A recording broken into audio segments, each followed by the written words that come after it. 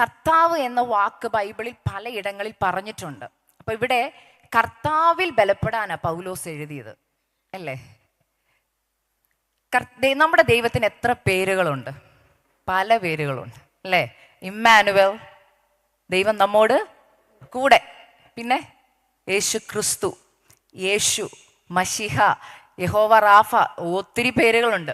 പക്ഷെ ഞാൻ കഴിഞ്ഞ ദിവസങ്ങളിൽ എന്നെ ചിന്തിപ്പിച്ചൊരു തോട്ട്, ഒരു വർഷത്തിന് മുമ്പ്, ഈ കർത്താവ് എന്നുള്ള വാക്ക് എല്ലായിടത്തും പൗലോസ് ഉപയോഗിച്ചിട്ടില്ല. ക്രിസ്തു എന്ന് ഉപയോഗിച്ചിട്ടുണ്ട്.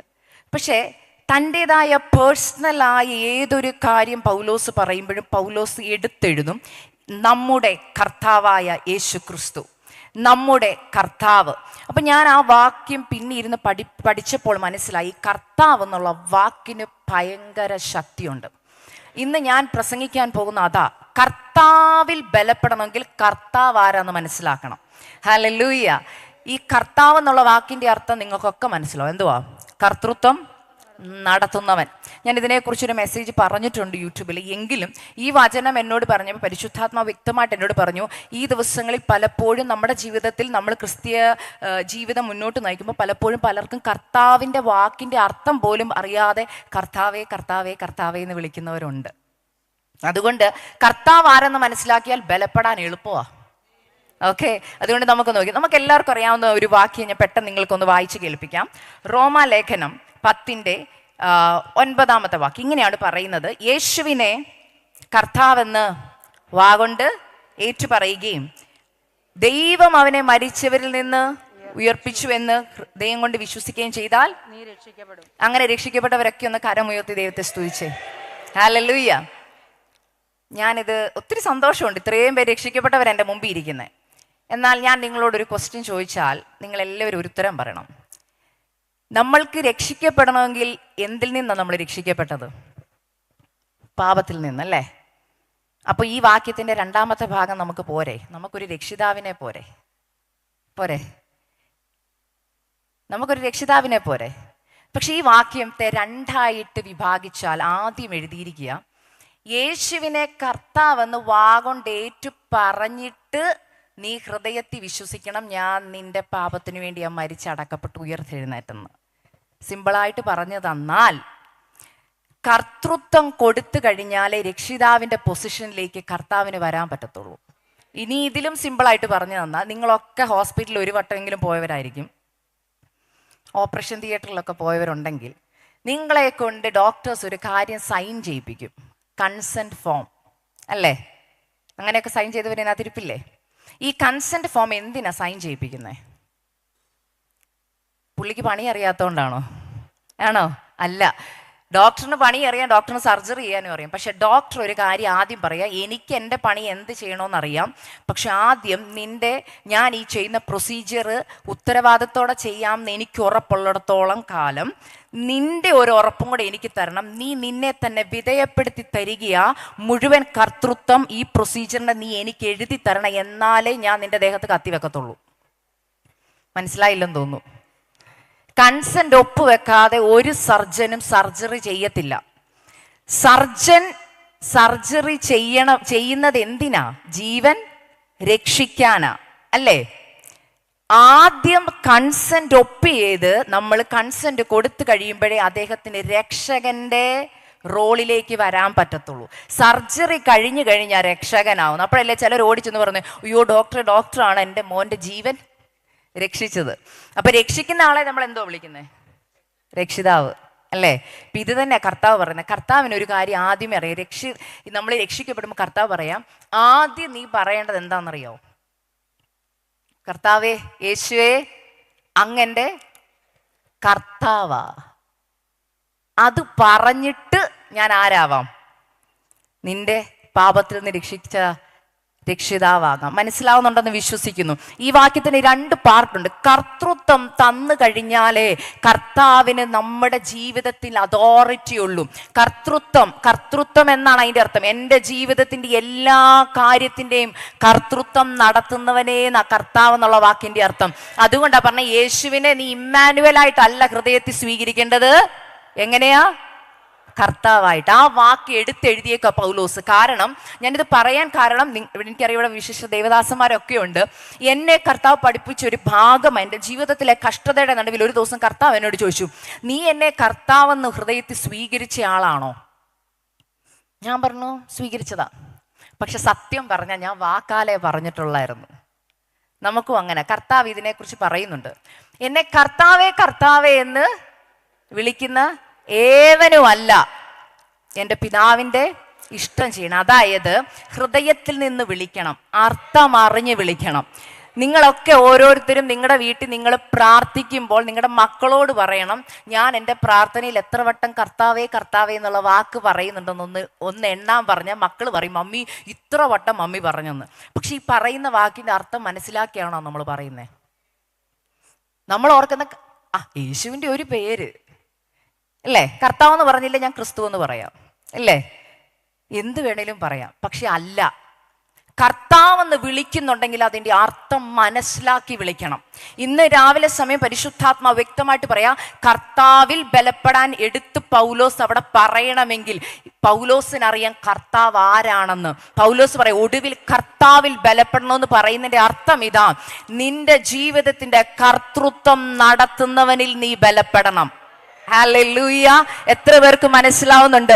കർത്തൃത്വം നടത്തുക എന്ന് പറഞ്ഞാൽ എൻ്റെ ജീവിതത്തിൻ്റെ ഹല്ലേലൂയ രക്ഷിക്കപ്പെടുന്ന ആ സമയം തൊട്ട് അവസാന ശ്വാസം വലിക്കുന്നിടം വരെ എൻ്റെ ജീവിതത്തിൻ്റെ മുഴുവൻ മേഖലയുടെയും കർത്തൃത്വം ഞാൻ കർത്താവിന് കൊടുക്കുവാന്ന് അതിൻ്റെ അർത്ഥം. പക്ഷെ സത്യസന്ധമായിട്ട് ഞാൻ നിങ്ങളോട് എല്ലാവരോടും ഒരു ക്വസ്റ്റ്യൻ ചോദിക്കട്ടെ, നിങ്ങളുടെ കർത്തൃത്വം ഇന്നും ആരാ ചെയ്യുന്നത്? യേശു വന്ന് പറയല്ലേ. ഞാനൊരു കാര്യം ഉറപ്പ് പറയട്ടെ, കർത്തൃത്വം യേശുവിന് വിട്ടുകൊടുത്തവർക്ക് ടെൻഷൻ കാണത്തില്ല. തുറന്ന് ഞാൻ പറയുക, അവരുടെ മുഖം എപ്പോഴും എങ്ങനെ ഇരിക്കും? ചിരിച്ചുകൊണ്ടിരിക്കും. കാരണം എന്നാന്നറിയോ, എനിക്ക് അടുത്ത നിമിഷത്തിൽ എന്താ നടക്കുന്നതെന്ന് അറിയത്തില്ല, പക്ഷെ കർത്തൃത്വം നടത്തുന്നവന്റെ കരത്തിന് പിടിച്ചുകൊണ്ട് എനിക്ക് ടെൻഷൻ അടിക്കേണ്ട കാര്യമില്ലെന്ന്. ചുരുക്കി പറഞ്ഞാൽ കൂടുതൽ സഹോദരിമാരായതുകൊണ്ട് ഞാൻ പറയാം, ഞാൻ പറയുന്ന തെറ്റാണെങ്കിൽ നിങ്ങൾ എന്നെ തിരുത്തുക. പക്ഷെ എന്നാലും ഞാൻ എൻ്റെ ഒരു ബുദ്ധിയിൽ പറയുന്ന ഒരു കാര്യമാണ്, ഈ കർത്താവ് എന്നുള്ള വാക്കിൽ നിന്ന് ഭർത്താവ് എന്നുള്ള വാക്ക് വന്നേ. കർത്തൃത്വം നടത്തുന്നവൻ. ഈ എന്നെയൊക്കെ കല്യാണം കഴിപ്പിച്ചു വിടുമ്പോൾ എനിക്ക് ഓർമ്മയുണ്ട്, എൻ്റെ മമ്മി പറഞ്ഞത്, നാളെ തൊട്ട് നീ അല്ല നിൻ്റെ ജീവിതത്തിൻ്റെ തീരുമാനമൊക്കെ എടുക്കുന്നു, നാളെ എന്ത് ചെയ്താലും ആരോട് ചോദിച്ചാൽ ചെയ്യാവുള്ളൂ. ശരിക്കും ചോദിക്കട്ടെ, കല്യാണം കഴിഞ്ഞ സമയം തൊട്ട് പിന്നെ നമ്മുടെ എല്ലാ കാര്യവും ഡിസൈഡ് ചെയ്യുന്ന ആരാ? പണ്ട് വീട്ടിൽ പോകാമായിരുന്നു, ഇപ്പൊ പോകാൻ പറ്റുമോ? ആരോട് അനുവാദം ചോദിക്കണം? പറ. ഭർത്താവിനോട്, അച്ഛാ ഞാൻ പൊക്കോട്ടെ, അച്ഛൻ പോകണ്ടെന്ന് പറഞ്ഞാൽ പോകാൻ പറ്റത്തില്ല. ഏത് കാര്യത്തിനും ആരോട് അനുവാദം ചോദിക്കണം? ഭർത്താവിനോട് ചോദിക്കണം. എന്തുകൊണ്ടാണ് ഈ ഭർത്താവിനോട് ചോദിക്കുന്നത്? കാരണം പുള്ളിയെ കർത്തൃത്വം നടത്തുന്ന വീടിന്റെ അല്ലേ, വീടിന്റെ കർത്തൃത്വം നടത്തുന്നത് ഭർത്താവായതുകൊണ്ടും എൻ്റെ കർത്തൃത്വം ആർക്കാ? ഭർത്താവിനാ. അതുകൊണ്ട് എൻ്റെ ഡിസിഷൻ ആരാ എടുക്കുന്നേ? ഭർത്താവാ എടുക്കുന്നേ. അപ്പൊ കർത്തൃത്വം നടത്തുന്നയാളെ കർത്താവെന്ന് നമ്മൾ വിളിക്കുന്നുണ്ടെങ്കിൽ നമ്മുടെ ലോക ജീവിതത്തിൽ നമ്മുടെ ഭർത്താക്കന്മാരെ നമ്മുടെ കർത്തൃത്വം നടത്തുന്ന ആളാ. അതുകൊണ്ടാ പൗലോസ് പറഞ്ഞ, ഭാര്യമാരെ ഭർത്താക്കന്മാർക്ക് കീഴടങ്ങിയിരിപ്പിനും. അപ്പൊ കീഴടങ്ങാത്തത് എന്തുകൊണ്ടാണെന്നറിയോ? കർത്തൃത്വം കൊടുക്കാത്തത് കൊണ്ടാണ്. മനസ്സിലായെന്ന് വിശ്വസിക്കുന്നു. അപ്പൊ ഇതേ കാര്യം ആത്മീയ ജീവിതത്തിലൂടെ ഒന്ന് വന്നേ. നമ്മുടെ കർത്തൃത്വം ശരിക്കും ആരാ തീരുമാനിക്കുന്നത്? കർത്തൃത്വം എന്ന് പറയുമ്പോൾ നിങ്ങൾക്ക് ഒരു വാക്കൂടെ പറഞ്ഞിട്ട് ഞാൻ അതിൻ്റെ വിശദാംശത്തിലേക്ക് കടക്കാം. നിങ്ങളൊക്കെ വീട് മേടിക്കുകയോ അല്ലെങ്കിൽ താമസിച്ച് എവിടെയെങ്കിലും വീട് മേടിക്കുക അല്ലെങ്കിൽ റെന്റിന് എടുക്കുവാന്നിരിക്കട്ടെ. നമ്മുടെ വീടിന്റെ ഉത്തരവാദിത്തം അല്ലെങ്കിൽ ഒരാൾക്ക് ആ വീട് ഉണ്ട്, റെന്റിന് എടുക്കാൻ ചെല്ലുമ്പോൾ ആ വീടിന്റെ ഉടമ നിങ്ങൾക്കൊരു ഒരു ഫോം എഴുതി തരും അല്ലേ, ഇന്ന് തൊട്ട് നിങ്ങൾക്ക് വീട് തരികയാ. ശരിക്കും ആ വീടിന്റെ ഉത്തരവാദി ആരാ? അതിന്റെ ഓണർഷിപ്പ് ആ വ്യക്തിയാ. പക്ഷെ നമ്മൾക്ക് ആ ഫോം എഴുതി കഴിഞ്ഞ തൊട്ട് പിന്നെ ആ വീടിന്റെ ഉത്തരവാദിത്തം ആർക്കായി മാറുക? നമുക്കായി മാറുക. ഞാനൊരു കാര്യം ചോദിക്കട്ടെ, ആ വ്യക്തി ആ വീട് അദ്ദേഹത്തിന്റെ ഇഷ്ടത്തിനായിരിക്കും അറേഞ്ച് ചെയ്തിട്ടേക്കുന്നല്ലേ. പക്ഷെ നമ്മൾ പിന്നെ കർത്തൃത്വം ഏറ്റെടുത്ത് കഴിഞ്ഞാൽ പിന്നെ നമ്മൾ എന്ത് ചെയ്യും? അകം പുറം മാറ്റും ഇല്ലേ? മാറ്റുവോ? അപ്പൊ കർത്തൃത്വം യേശുവിന് കൊടുത്തിട്ടുണ്ടെങ്കിൽ, യേശു ക്രിസ്തു ഉള്ളി വന്നിട്ടുണ്ടെങ്കിൽ അകം പുറം മാറും. കർത്തൃത്വം കൊടുക്കാത്തവരെ നമുക്ക് കണ്ടാൽ അറിയാം. അവരേത് കാര്യം പറഞ്ഞാലും പറയും ഞാനൊന്ന് ചിന്തിക്കട്ടെ. മനസ്സിലായോ? പക്ഷെ കർത്തൃത്വം കൊടുക്കുന്നവർ പറയുന്ന വാക്കിൻ്റെ അർത്ഥമുണ്ട്. ഞാൻ പ്രാർത്ഥിക്കട്ടെ, കർത്താവ് പറയുന്നത് പോലെ ചെയ്യാമെന്ന് പറയും. അവരുടനെ അടി തീരുമാനം എടുക്കത്തില്ല. മനസ്സിലായെന്ന് വിശ്വസിക്കുന്നു. അവരെടുത്ത് ചാടി തീരുമാനം എടുക്കത്തില്ല. കല്യാണത്തിന് എടുത്ത് ചാടി തീരുമാനം എടുക്കത്തില്ല. ജോലിക്ക് എടുത്ത് ചാടി തീരുമാനം എടുക്കത്തില്ല. പുറത്തെവിടെയെങ്കിലും പോകാൻ ഒരു ചാൻസ് കിട്ടി എടുത്ത് ചാടി തീരുമാനം എടുക്കത്തില്ല. മിനിസ്ട്രിയിൽ എല്ലായിടത്തും വിളിച്ചാൽ എല്ലായിടത്തും ചാടി കയറി പോകത്തില്ല. അതിനു മുമ്പ് എന്ത് ചെയ്യും? പ്രാർത്ഥിച്ചിട്ട്, ആലോചന ചോദിച്ചിട്ട്, പെർമിഷൻ എടുത്തിട്ടേ ചെയ്യത്തുള്ളൂ. എന്തുകൊണ്ടെന്ന് ചോദിച്ചാൽ, എൻ്റെ ജീവിതത്തിൻ്റെ കർത്തൃത്വം രക്ഷിക്കപ്പെട്ട ദിവസം ഞാൻ കർത്താവിന് എഴുതി കൊടുത്തു. ഇനി എൻ്റെ ജീവിതത്തെ എനിക്കൊരു ഡിസിഷനും എടുക്കാൻ പറ്റത്തില്ല. ഞാനിത് പറയാൻ കാരണം, ഞാൻ പല കുഞ്ഞുങ്ങളും അല്ലെങ്കിൽ യുവജനങ്ങളുമായിട്ട് പല ദൈവദാസിമാരൊക്കെ എന്നെ വിളിക്കാറുണ്ട്, അല്ലെങ്കിൽ പലൊരു മെസ്സേജൊക്കെ കേട്ട് വിളിക്കുമ്പം ഞാൻ അവരോട് ആദ്യം ഈ ചോദ്യം ചോദിക്കും, നിങ്ങൾ രക്ഷിക്കപ്പെട്ടവരാണോ എന്ന് ചോദിക്കുമ്പോൾ അവർ രക്ഷിക്കപ്പെട്ടത്. എങ്ങനെ രക്ഷിക്കപ്പെട്ടെന്ന് ചോദിക്കുമ്പോൾ മിക്കവരും പറയുന്നൊരു വാക്കാണ്, കർത്താവേ ഞാൻ പാപിയാ, എൻ്റെ പാപത്തിന് വേണ്ടി അങ്ങ് മരിച്ചു, ഇന്ന് മുതൽ അങ്ങ് എൻ്റെ രക്ഷിതാവായി എൻ്റെ ഉള്ളിൽ വരണം. ഞാൻ പറഞ്ഞു അവിടെയാ കുഴപ്പം. കാരണം അവർക്കാരെ മതി? രക്ഷിതാവിനെ മതി. അപ്പൊ ഞാൻ ചോദിച്ചു, നിങ്ങൾ കർത്താവിനെ, യേശുവിനെ കർത്താവെന്ന് ഭാഗം ഡേറ്റ് പറഞ്ഞോ? അയ്യോ അത് ഞാൻ പറഞ്ഞില്ല. പറഞ്ഞവരോട് ഞാൻ ചോദിച്ചിട്ടുണ്ട്, അതിന്റെ അർത്ഥം മനസ്സിലാക്കിയാണോ പറഞ്ഞേ? ഇല്ല, വെറുതെ പറഞ്ഞതാ. പക്ഷെ കർത്തൃത്വം മനസ്സിലാക്കി കൊടുക്കണം. എന്ന് വെച്ചാൽ, നിങ്ങൾ രക്ഷിക്കപ്പെട്ട ആ ദിവസം ഇല്ലേ, നിങ്ങളിതുപോലും അറിയാതെ നിങ്ങൾ പറഞ്ഞൊരു വാക്കുണ്ട്, യേശുവേ ഇന്ന് ഈ സെക്കൻഡ് തൊട്ട് ഞാനായിരുന്നു എൻ്റെ ജീവിതത്തിൻ്റെ എല്ലാ ഡൈമെൻഷനും തീരുമാനിച്ചുകൊണ്ടിരുന്നത്, എൻ്റെ എല്ലാ തീരുമാനങ്ങളും ഞാനാ എടുത്തുകൊണ്ടിരുന്നത്. ഇന്ന് ഞാൻ ആ കസാരയെന്ന് മാറുക, ഇന്ന് അങ്ങ് ഇവിടെ വന്നിരിക്കും, ഞാൻ എവിടെ പോകണം, ഞാൻ എന്ത് ചെയ്യണം, എൻ്റെ ഭാവി എല്ലാത്തിൻ്റെയും കർത്തൃത്വം അങ്ങ് ഏറ്റെടുക്കുന്നെന്ന് നമ്മൾ പറഞ്ഞ് നമ്മൾ ആ സ്ഥാനത്തു നിന്ന് ഒഴിഞ്ഞു. ഇന്ന് ഒഴിയാത്തവരുടെ ജീവിതം കണ്ടാൽ നമുക്ക് വ്യക്തമായിട്ടറിയാം. അവരുടെ വാക്കിൽ എപ്പോഴും ഒരു ഞാൻ കയറി വരും. ഞാൻ പണിത വീട്, ഞാൻ അധ്വാനിച്ചു, എൻ്റെ കൊച്ചിനെ ഞാൻ കെട്ടിച്ചു. ഈ ഞാൻ കയറി വരുമ്പോൾ ഓർത്തോണം, കർത്തൃത്വം ഇന്നും ആരുടെ കയ്യിലാ? അപ്പൊ കർത്താവ് പറയും തന്നെ ചെയ്തോളാൻ പറയും. ചിലർ എൻ്റെ അടുക്ക് പറയും, സിസ്റ്റർ വർഷങ്ങളായി പ്രാർത്ഥിച്ചിട്ട് മറുപടിയൊന്നും ഇല്ലെന്ന്. പ്രശ്നം കൂടുക. അപ്പൊ ഈ പറഞ്ഞു വരുന്നവരോട് ഞാൻ ചോദിക്കാറുണ്ട്, നിങ്ങളുടെ എല്ലാത്തിൻ്റെ ഇപ്പൊ സാമ്പത്തിക ബുദ്ധിമുട്ടാണ്, ഞാൻ ചോദിക്കും ആർക്കാ കർത്തൃത്വം സാമ്പത്തികത്തിന്റെ? അത് ഞാൻ തന്നെ ഡിസൈഡ് ചെയ്യുന്നത്. സാലറി കിട്ടിക്കഴിയുമ്പോൾ എന്ത് ചെയ്യും? ഞാൻ ഡിസൈഡ് ചെയ്യും എങ്ങനെ ചെലവാക്കണമെന്ന്. ഞാനിതൊക്കെ പറയുന്നത് എൻ്റെ അനുഭവത്തിൽ നിന്നാണ് കേട്ടോ. എൻ്റെ ജീവിതത്തിലെ അനുഭവത്തിൽ നിന്നാണ് ഞാൻ ഇവിടെ നിന്ന് പ്രസംഗിക്കുന്നത്. എൻ്റെ ജീവിതത്തിൽ എന്ന് ഞാൻ ഈ തിരിച്ചറിവ് വന്നോ, എൻ്റെ കർത്തൃത്വം കർത്താവിനാണ്, എല്ലാ മേഖലയിലും കർത്തൃത്വം കർത്താവാന്ന് മനസ്സിലാക്കി കൊടുത്തു കഴിഞ്ഞപ്പോൾ ജീവിതത്തിൽ വലിയ മാറ്റങ്ങൾ എൻ്റെ ജീവിതത്തിൽ വരാൻ തുടങ്ങി. പ്രാർത്ഥിച്ചിട്ട് കിട്ടാത്ത മറുപടികൾ എൻ്റെ ലൈഫിൽ വെളിപ്പെടാൻ തുടങ്ങി. ശത്രു തടഞ്ഞു വെച്ച മേഖലകളിൽ നിന്ന് ശത്രുവിനെ ഓടിച്ച് ദൈവം എനിക്ക് മറുപടികൾ എൻ്റെ കരങ്ങളിൽ കൊണ്ട് തരാൻ തുടങ്ങി. ഒറ്റ കാര്യം പരിശുദ്ധാത്മാ പറഞ്ഞുള്ളൂ, അക്സ നിന്റെ പിടിവാശി നിർത്തിയിട്ട് കർത്തൃത്വം എനിക്ക് വിട്ടുതാ. ഹല്ലേലൂയ. ഇന്ന് പരിശുദ്ധാത്മാവ് ചിലരോട് പറയുക, നീ ഇന്നും നിന്റെ കുടുംബത്തിന്റെ കർത്തൃത്വം കർത്താവിനെ വിട്ടുകൊടുത്തിട്ടില്ല, തലമുറയുടെ കർത്തൃത്വം വിട്ടുകൊടുത്തിട്ടില്ല, നിന്റെ ശരീരത്തിന്റെ കർത്തൃത്വം പോലും കർത്താവിന് വിട്ടുകൊടുത്തിട്ടില്ല. ശരിക്കും നിങ്ങൾ തന്നെ ഒന്ന് ചിന്തിച്ചു നോക്കിയാൽ ഉണ്ടോന്ന് പറ. ഇങ്ങനെ ഞാൻ വചനം ഇങ്ങനെ പഠിച്ചപ്പം അങ്ങനെ കൊടുത്തവരുടെ കുറച്ച് കാര്യങ്ങളിലേക്ക് ഞാൻ നിങ്ങളെ ഒന്ന് കൊണ്ടുപോവാം. ആ കർത്തൃത്വം കൊടുത്തു കഴിഞ്ഞാൽ ബലപ്പെടാൻ എളുപ്പപ്പെടും. ഇപ്പൊ ഞാൻ നിങ്ങളോട് പറയാം, ഇപ്പൊ ഒരു ആന്റി ആരെങ്കിലും നിങ്ങൾ എൻ്റെ അടുത്ത് പറയാം, സിസ്റ്റർ ഞാൻ ഭയങ്കര സാമ്പത്തികമായിട്ട് ബുദ്ധിമുട്ടില്ല, കോടിക്കണക്കിന് രൂപ എനിക്ക് കടമുണ്ടെന്ന് പറയുക. ഞാൻ പറയാം വിഷമിക്കണ്ട, ഞാനില്ലേ കൂടെ എന്ന് പറഞ്ഞാൽ നിങ്ങൾ വിഷമം മാറി പോവും. ഇവിടുന്ന് പോവും. അങ്ങനെ പോകുന്ന എത്ര പേരുണ്ട് ഇവിടെ? ഞാൻ പറയുക ഒരു ടെൻഷനും വേണ്ട, ബി സ്ട്രോങ്, ഞാനല്ലേ കൂടെ. നിങ്ങളിൽ എത്ര പേര് പോവും സന്തോഷത്തോടെ? അയ്യോ അക്സസ് സിസ്റ്റർ എൻ്റെ കാര്യം ഏറ്റെടുത്തിട്ടുണ്ട്, പോവോ? പിന്നെ ഇപ്പൊ ഞാൻ പറയും എന്നിൽ ബലപ്പെട്, ബി സ്ട്രോങ്, ഞാനുണ്ട് എന്ന് പറഞ്ഞാൽ എന്നിൽ ബലപ്പെട്ട് നിങ്ങൾ ആരെങ്കിലും പോവോ? പോകും. എപ്പോഴാന്ന് പറയട്ടെ, ചിലപ്പം സിസി ആൻറ്റിയോട് ചോദിക്കും, എത്ര ഏക്കറിൻ്റെ സ്ഥലമുണ്ട്, എത്ര രൂപ ആ കൊച്ചിന് ബാലൻസ് ഉണ്ട്, ആ കൊച്ചിന് വല്ല ജോലി ഉണ്ടോ ഇല്ലേ, എന്നെ ഒന്ന് നിങ്ങളെന്ന് അന്വേഷിക്കത്തില്ലേ? അപ്പൊ സിസി ആൻറ്റി പറയും, അയ്യോ ബില്യനെയറാ, കോടിക്കണക്കിന് സ്വത്ത്, ഇഷ്ടം പോലെ ബാങ്ക് ബാലൻസ് ഉണ്ട്. അപ്പോൾ ഒരു ചെറിയൊരു സന്തോഷം നിങ്ങളുടെ ഉള്ളിൽ വരും.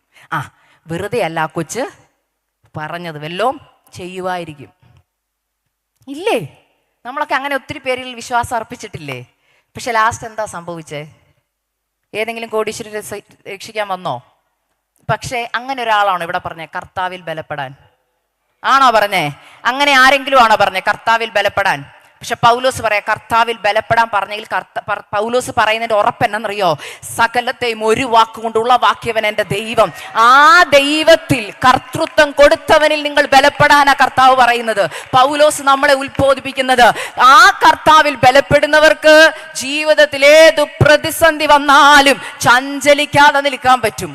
അതുകൊണ്ടാണ് ഞാൻ പറഞ്ഞത്, ബലപ്പെടണമെങ്കിൽ ആരിൽ ബലപ്പെടുന്നു എന്ന് നമ്മൾ അറിയണം. ആരിൽ ബലപ്പെടുന്നു എന്ന് അറിഞ്ഞാലേ അടുത്ത ചുവട് എടുത്തു വെക്കാൻ പറ്റത്തുള്ളൂ. ഇന്ന് ബലമില്ലാതെ ഇവിടെ വന്നിരിക്കുന്നെങ്കിൽ കർത്താവ് പറയുക, മോളെ നിന്റെ കർത്തൃത്വം എനിക്ക് താ. ഇതുവരെ തന്നിട്ടില്ല, തന്നുവെന്ന് വാഗൊണ്ട് പറഞ്ഞതേ ഉള്ളൂ, പക്ഷെ അത് ഹൃദയത്തിൽ നിന്ന് വന്ന ഒരു പ്രാർത്ഥനയല്ല. അതുകൊണ്ടാണ് കർത്താവ് പറഞ്ഞു, എന്നെ കർത്താവേ കർത്താവേ ഞങ്ങൾ അത് ചെയ്തു, കർത്താവേ ഞങ്ങൾ ഇത് ചെയ്തു എന്ന് പറഞ്ഞ അവസാന നാളുകളിൽ ഒത്തിരി പേര് വരുമെന്ന് ഇല്ലേ? എന്തുകൊണ്ട് അവിടെയും കർത്താവ് ഉദ്ദേശിച്ച വാക്കതാ, കർത്താവേ എന്നാ. ആണോ? ഇനി ഒരു വാക്കുണ്ട്, എനിക്ക് ഭയങ്കര സന്തോഷം തോന്നി ഈ വാക്യം വളരെ ഡീപ്പായിട്ട് പഠിച്ചപ്പം. കർത്താവിന്റെ നാൾ വരുമ്പോൾ എല്ലാ മുഴങ്കാലും മടങ്ങും, എല്ലാ നാവും എന്തു പറയൂന്നാ പറഞ്ഞേ? എല്ലാ നാവും എന്തു പറയൂന്നാ പറഞ്ഞേ? യേശു മാത്രം. ഈ ലോകത്തിലുള്ള അംബാനി ആയിക്കൊള്ളട്ടെ, ഈ ലോകത്തിലുള്ള ഏറ്റവും വലിയ ബില്യനർ ആയിക്കോട്ടെ, അവരുടെ കർത്തൃത്വം അവരുടെ കയ്യിലാന്ന് അവരുടെ വിചാരം, സാമ്രാജ്യം അവരാ പിടിക്കുന്നെന്നാ പറയുന്നത്. എന്നാൽ ഒരു ദിവസം വരുന്നുണ്ട്, കർത്തൃത്വം ഞങ്ങളുടെ കർത്താവിനാന്ന് പറയുന്ന ഒരു ദിവസം വരുന്നുണ്ട്. യേശു മാത്രം ഞങ്ങളുടെ അതോറിറ്റി. അവിടെ എല്ലാ മുഴങ്കാലും അടങ്ങും, എല്ലാ നാവും പറഞ്ഞു ഇരിക്കും. ഇല്ലേ? ഇന്ന് വരെ നമ്മൾ പറഞ്ഞിട്ടുണ്ടോന്ന് എൻ്റെ ചോദ്യം. നമ്മൾ പറയണം. അതുകൊണ്ട് നിങ്ങളുടെ കുഞ്ഞുങ്ങളൊക്കെ രക്ഷിക്കപ്പെടുമ്പോൾ ഉറപ്പ് വരുത്തണം, മോനെ കർത്തൃത്വം കൊടുത്തു കഴിഞ്ഞ് ജീവിതം മാറുള്ളൂന്ന്. അല്ലാതെ വെറുതെ രക്ഷിക്കപ്പെടാൻ വേണ്ടി ഓടിച്ചെന്ന് പ്രാർത്ഥിക്കേണ്ട ഒരു പ്രാർത്ഥനയല്ല രക്ഷയുടെ പ്രാർത്ഥന. യേശുവിനെ കർത്താവെന്ന് വാഗൊണ്ട് പറ, എന്നാ പറയാം, ഹൃദയത്തിൽ വിശ്വസിക്കാം, ഞാൻ വിശ്വസിക്കാം, പക്ഷെ ആ വിശ്വാസത്തിൽ നിന്ന് പുറത്തു വരണം. അവിടെ അടുത്തൊരു വാക്യം ഇങ്ങനെ പറയുന്നുണ്ട്, 12-ാമത്തെ വാക്യത്തിൽ, എല്ലാവർക്കും കർത്താവ് ഒരുവൻ തന്നെ, അവൻ തന്നെ വിളിച്ചപേക്ഷിക്കുന്ന എല്ലാവർക്കും നൽകുവാൻ തക്കവണ്ണം സമ്പന്നനാകുന്നു. അപ്പൊ ജീവിതത്തിന്റെ ശൂന്യതയിൽ നമുക്ക് തരാൻ സമ്പന്നതയുള്ള വ്യക്തി ആരാണ്? കർത്താവ്. അടുത്തൊരു വാക്യത്തിൽ ഇങ്ങനെ പറയുന്നു, 13, കർത്താവിന്റെ നാമത്തെ വിളിച്ചപേക്ഷിക്കുന്ന ഏവനും രക്ഷിക്കപ്പെടും. അടുത്തെന്താ പറഞ്ഞേ? എന്നാൽ അവർ വിശ്വസിക്കാത്തവനെ എങ്ങനെ വിളിച്ചപേക്ഷിക്കും? നമ്മൾ ആ കാറ്റഗറിയിലുള്ളവരാ. ഇവിടെ എത്ര പേരോട് ഞാൻ ചോദിക്കുക, നിങ്ങൾ ആരും കൈ പൊക്കണ്ട. ഞാൻ എപ്പോഴും എല്ലായിടത്തും പ്രസംഗിക്കും പറഞ്ഞു, ഞാൻ സത്യം ഹൃദയത്തിൽ നിന്ന് പറയണമെന്ന് വിചാരിക്കുന്ന ഒരാളും അങ്ങനെ തന്നെ പ്രസംഗിക്കുന്ന ഒരാളുമാണ്. എനിക്ക് കപടത ഇഷ്ടമല്ല. അതുകൊണ്ട് തന്നെ ഞാൻ കാരണം ഇത് പറയുമ്പോൾ ഒന്നും തോന്നല്ലേ, കുറെ നാൾ കപടതയായിട്ട് നടന്ന വ്യക്തി, അതുകൊണ്ടാണ് കേട്ടോ. എന്ന് വെച്ചാൽ പേരിന് പെന്തുക്കോസാരിയായിട്ട് നടന്നതാ. യഥാർത്ഥമായിട്ട് രൂപാന്തരം വന്നപ്പോൾ ഈ വാക്കൊക്കെ ഞാൻ അപ്പോഴോർത്തെ, കർത്താവേ ഞാൻ രക്ഷിക്കപ്പെട്ടപ്പം പറഞ്ഞതേ ഉള്ളായിരുന്നു, കർത്തൃത്വം കൊടുത്തിട്ടില്ലെന്നൊക്കെ മനസ്സിലായി. അതുകൊണ്ടാണ് ഞാനിത് തുറന്ന് നിങ്ങളോട് പറയുന്നത്. നമ്മൾ കർത്താവേ കർത്താവേ കർത്താവേ കർത്താവേ എന്ന് ഒരു ദിവസം എത്ര വട്ടം പറയുന്നുണ്ട്. പറയുന്നതിൻ്റെ അർത്ഥം മനസ്സിലാക്കി നിങ്ങളൊന്ന് പ്രാർത്ഥിച്ചു, എൻ്റെ ജീവിതത്തിൻ്റെ കർത്തൃത്വം നടത്തുന്നവനെ നാളെ എൻ്റെ മോൻ്റെ ഫീസ് എങ്ങനെ കൊടുക്കും? ഞാൻ അതിനെ ഡെഫിനിഷൻ സഹിതം പറഞ്ഞതാ. കർത്താവ് എന്ന് പറയുമ്പോൾ നിങ്ങൾക്ക് ഈസി ആയിട്ട് മനസ്സിലാവും. അതിന്റെ അർത്ഥം ഡെഫിനിഷൻ സഹിതം ഞാൻ പറയാം. എന്റെ ജീവിതത്തിന്റെ കർത്തൃത്വം നടത്തുന്നവനെ എൻ്റെ കൊച്ചിന്റെ കല്യാണം എങ്ങനെ നടക്കും? നമ്മൾ വിളിക്കുന്ന പേരെന്താ? അതോറിറ്റി ഉള്ളവനെ എന്നാ. എൻ്റെ ജീവിതത്തിന്റെ അതോറിറ്റി ഉള്ള ആളോട് ഞാൻ ചോദിക്കുക, എൻ്റെ കുഞ്ഞിന്റെ കല്യാണം എപ്പോ നടക്കും? എൻ്റെ മിനിസ്ട്രി എപ്പോ ഒന്ന് വിപുലീകരിക്കും? കർത്താവ് പറയുക, നീ ആ വിളിക്കുന്ന പേരിനകത്ത് അതിനുള്ള ഉത്തരവില്ലേ? ഇല്ലേ? ആ പേരിനകത്ത് ഉത്തരവുണ്ടോ? എന്തുവാ? നിന്റെ ജീവിതത്തിന്റെ നാളെയെ നിനക്കറിയില്ല, പക്ഷെ കയ്യിലേന്തിരിക്കുന്ന കർത്താവ് പറയുക, ഞാനാണ് കർത്തൃത്വം ഏറ്റെടുത്തെങ്കിൽ നാളെയെ കുറിച്ച് വിചാരപ്പെടേണ്ട, ഞാനുണ്ട് കൂടെ. ഹല്ലേലൂയ. ഞാൻ ഒരമ്മയായി കഴിഞ്ഞപ്പോഴാ ഈ ബൈബിളിലെ പല വാക്യങ്ങളുടെയും ആഴമേറിയ അർത്ഥം എനിക്ക് മനസ്സിലായത്. അത്യുന്നതന്റെ മറവിൽ വസിക്കുകയും സർവശക്തന്റെ നെഴുങ്കിഴി പാർക്കുകയും ഒക്കെ നമ്മൾ വാക്യം പറയും. പക്ഷെ ഞാൻ എൻ്റെ ജീവിതത്തിൽ ഒരമ്മയായി കഴിഞ്ഞപ്പോൾ ഞാനും എൻ്റെ ഹസ്ബൻഡും കുഞ്ഞുങ്ങളൊക്കെ നടക്കാൻ പോകുമ്പോൾ ഞാൻ കണ്ടിട്ടുണ്ട്, ഈ വലിയ പട്ടിയൊക്കെ ഓടി വരുവാണെങ്കിൽ എൻ്റെ കുഞ്ഞുങ്ങൾ ചെയ്യുന്നൊരു കാര്യമുണ്ട്, ഓടി കയറി അപ്പൻ്റെ തോളയിലോട്ടം കയറും. ഓടി വരുന്നിടം വരെ ഭയങ്കര ഭയമാ മുഖത്ത്. പക്ഷെ അപ്പൻ്റെ കയ്യിലോട്ട് കയറി ഇരുന്ന് കഴിഞ്ഞിട്ടൊരു നോട്ടമുണ്ട് പട്ടിയെ. എന്നാ ഗമയാന്നറിയോ? ഇങ്ങോട്ട് വാടാ കാണിച്ചു തരാമെന്നുള്ള ഇരിപ്പാ. പക്ഷെ അവനെ ഇപ്പൊ താഴോട്ട് നിർത്തിയാൽ അവന് പട്ടിയായിട്ട് മസിൽ പിടിക്കാൻ പറ്റുമോ? അപ്പം ദയനീയമായിട്ട് വീണ്ടും അപ്പനെ നോക്കും അല്ലേ? പക്ഷെ അപ്പൻ്റെ കയ്യിലിരിക്കുന്ന കൊച്ചിന്റെ മുഖത്ത് ഭയങ്കര ഒരു ധൈര്യമാണ്. പട്ടിയല്ല, ഇനി എന്ത് വന്നാലും എടാ ഞാൻ അപ്പൻ്റെ കയ്യിലാ. കർത്തൃത്വം, എൻ്റെ കർത്തൃത്വം ഉള്ളവന്റെ കയ്യിലാ ഇരിക്കുന്നത്. ഇങ്ങനെയായിരിക്കണം നമ്മൾ പിശാചിനെ നോക്കേണ്ടത്. ഭീരുത്വമായിട്ടല്ല.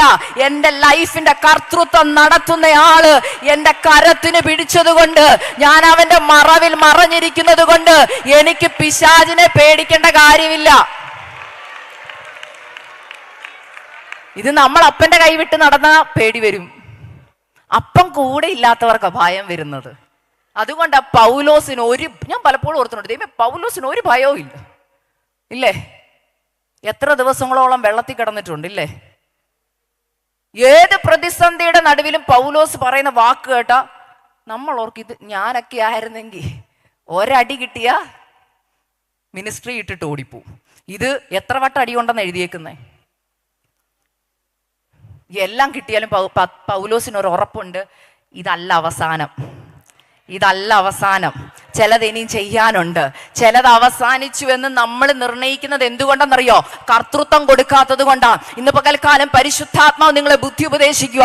ജീവിതത്തിന്റെ കർത്തൃത്വം കർത്താവിനെ നിങ്ങൾ ഏൽപ്പിക്കണം. അങ്ങനെ ഏൽപ്പിച്ച് കുറച്ചു പേരെ ഒന്ന് പരിചയപ്പെടുത്തും. അതിനു മുമ്പ് ഈ വാക്യം ഞാനൊന്ന് വായിച്ചപ്പോൾ അതിനകത്ത് ആംപ്ലിഫൈഡ് വേർഷനിൽ ഇങ്ങനെ എഴുതിയിരിക്കുന്നേ, be strong in the Lord. കർത്താവിൽ ബലപ്പെടണം. ഈ കർത്താവിൽ ബലപ്പെടാൻ പറയുമ്പോൾ കർത്താവിൽ വസിക്കുന്നവർക്കേ കർത്താവിൽ ബലപ്പെടാൻ പറ്റത്തുള്ളൂ. ഈ ഞായറാഴ്ച മാത്രം വസിക്കുന്നവരുണ്ട്.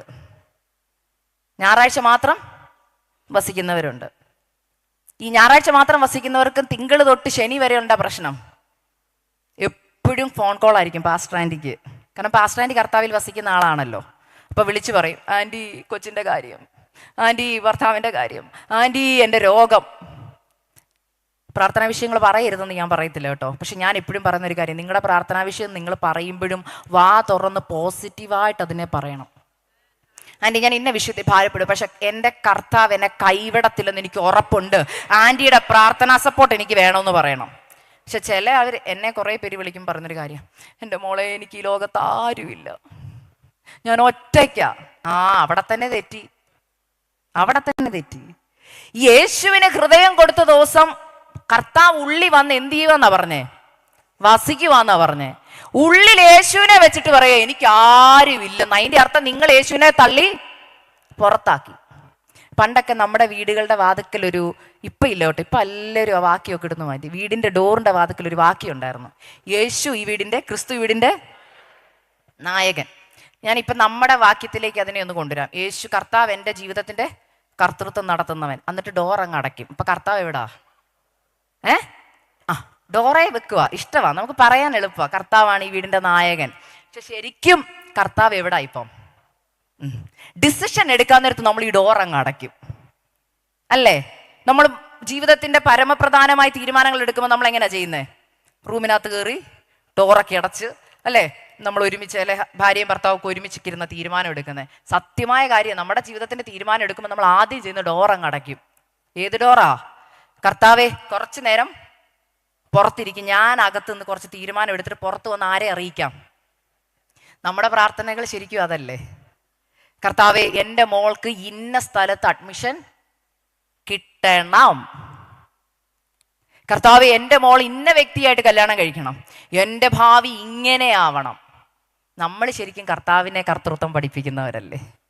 പക്ഷെ കർത്തൃത്വം കൊടുത്തവരുടെ പ്രാർത്ഥന എങ്ങനെയാന്ന് ഞാൻ പറയട്ടെ.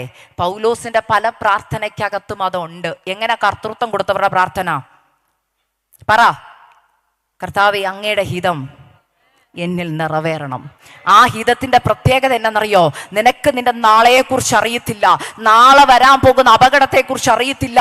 ചിലപ്പോൾ കർത്താവ് അതിനെ തടഞ്ഞെന്നിരിക്കും, ചിലപ്പോൾ കർത്താവ് ഉത്തരം തന്നെന്നില്ലെന്ന് വരും. ഹല്ലേലൂയ. പക്ഷേ പ്രാർത്ഥിക്കുന്ന ഒരുവൻ ഒരു ഉറപ്പുണ്ട്, കർത്തൃത്വം നടത്തുന്നവനാ നോ പറഞ്ഞത്. നാളെയെക്കുറിച്ച് എനിക്ക് വിചാരപ്പെടേണ്ട കാര്യമില്ല. ഹല്ലേലൂയ. കുറച്ച് വ്യക്തികളെ ഞാൻ പെട്ടെന്ന് നിങ്ങൾക്കൊന്ന് പരിചയപ്പെടുത്താം ബൈബിളിൽ നിന്ന്. പെട്ടെന്ന് നമുക്ക് ഓടിപ്പോം. യേശുവിനെ കർത്താവെന്ന് പറഞ്ഞതിൽ ഞാൻ 2 ശിഷ്യന്മാരെ, ബാക്കി സ്ത്രീകളെ എടുത്തിരിക്കുന്നത് കേട്ടോ. 2 ഉണ്ട്. കാരണം വേറെ ഒന്നുമല്ല, ഞങ്ങൾക്ക് ഇവിടെ തുടക്കത്തിൽ പറഞ്ഞ ബലഹീന പാത്രം, ഞങ്ങൾക്ക് സ്ത്രീകളെ കുറിച്ച് പ്രസംഗിക്കുമ്പോൾ ഞങ്ങൾക്ക് കുറച്ചൊരു ബലമൊക്കെ ഉണ്ട്. Yes, Thomas. നമ്മളെല്ലാം തോമസിനെ കുറിച്ച് പറയുമ്പോൾ ആദ്യം പറയുന്ന വാക്കെന്നാ?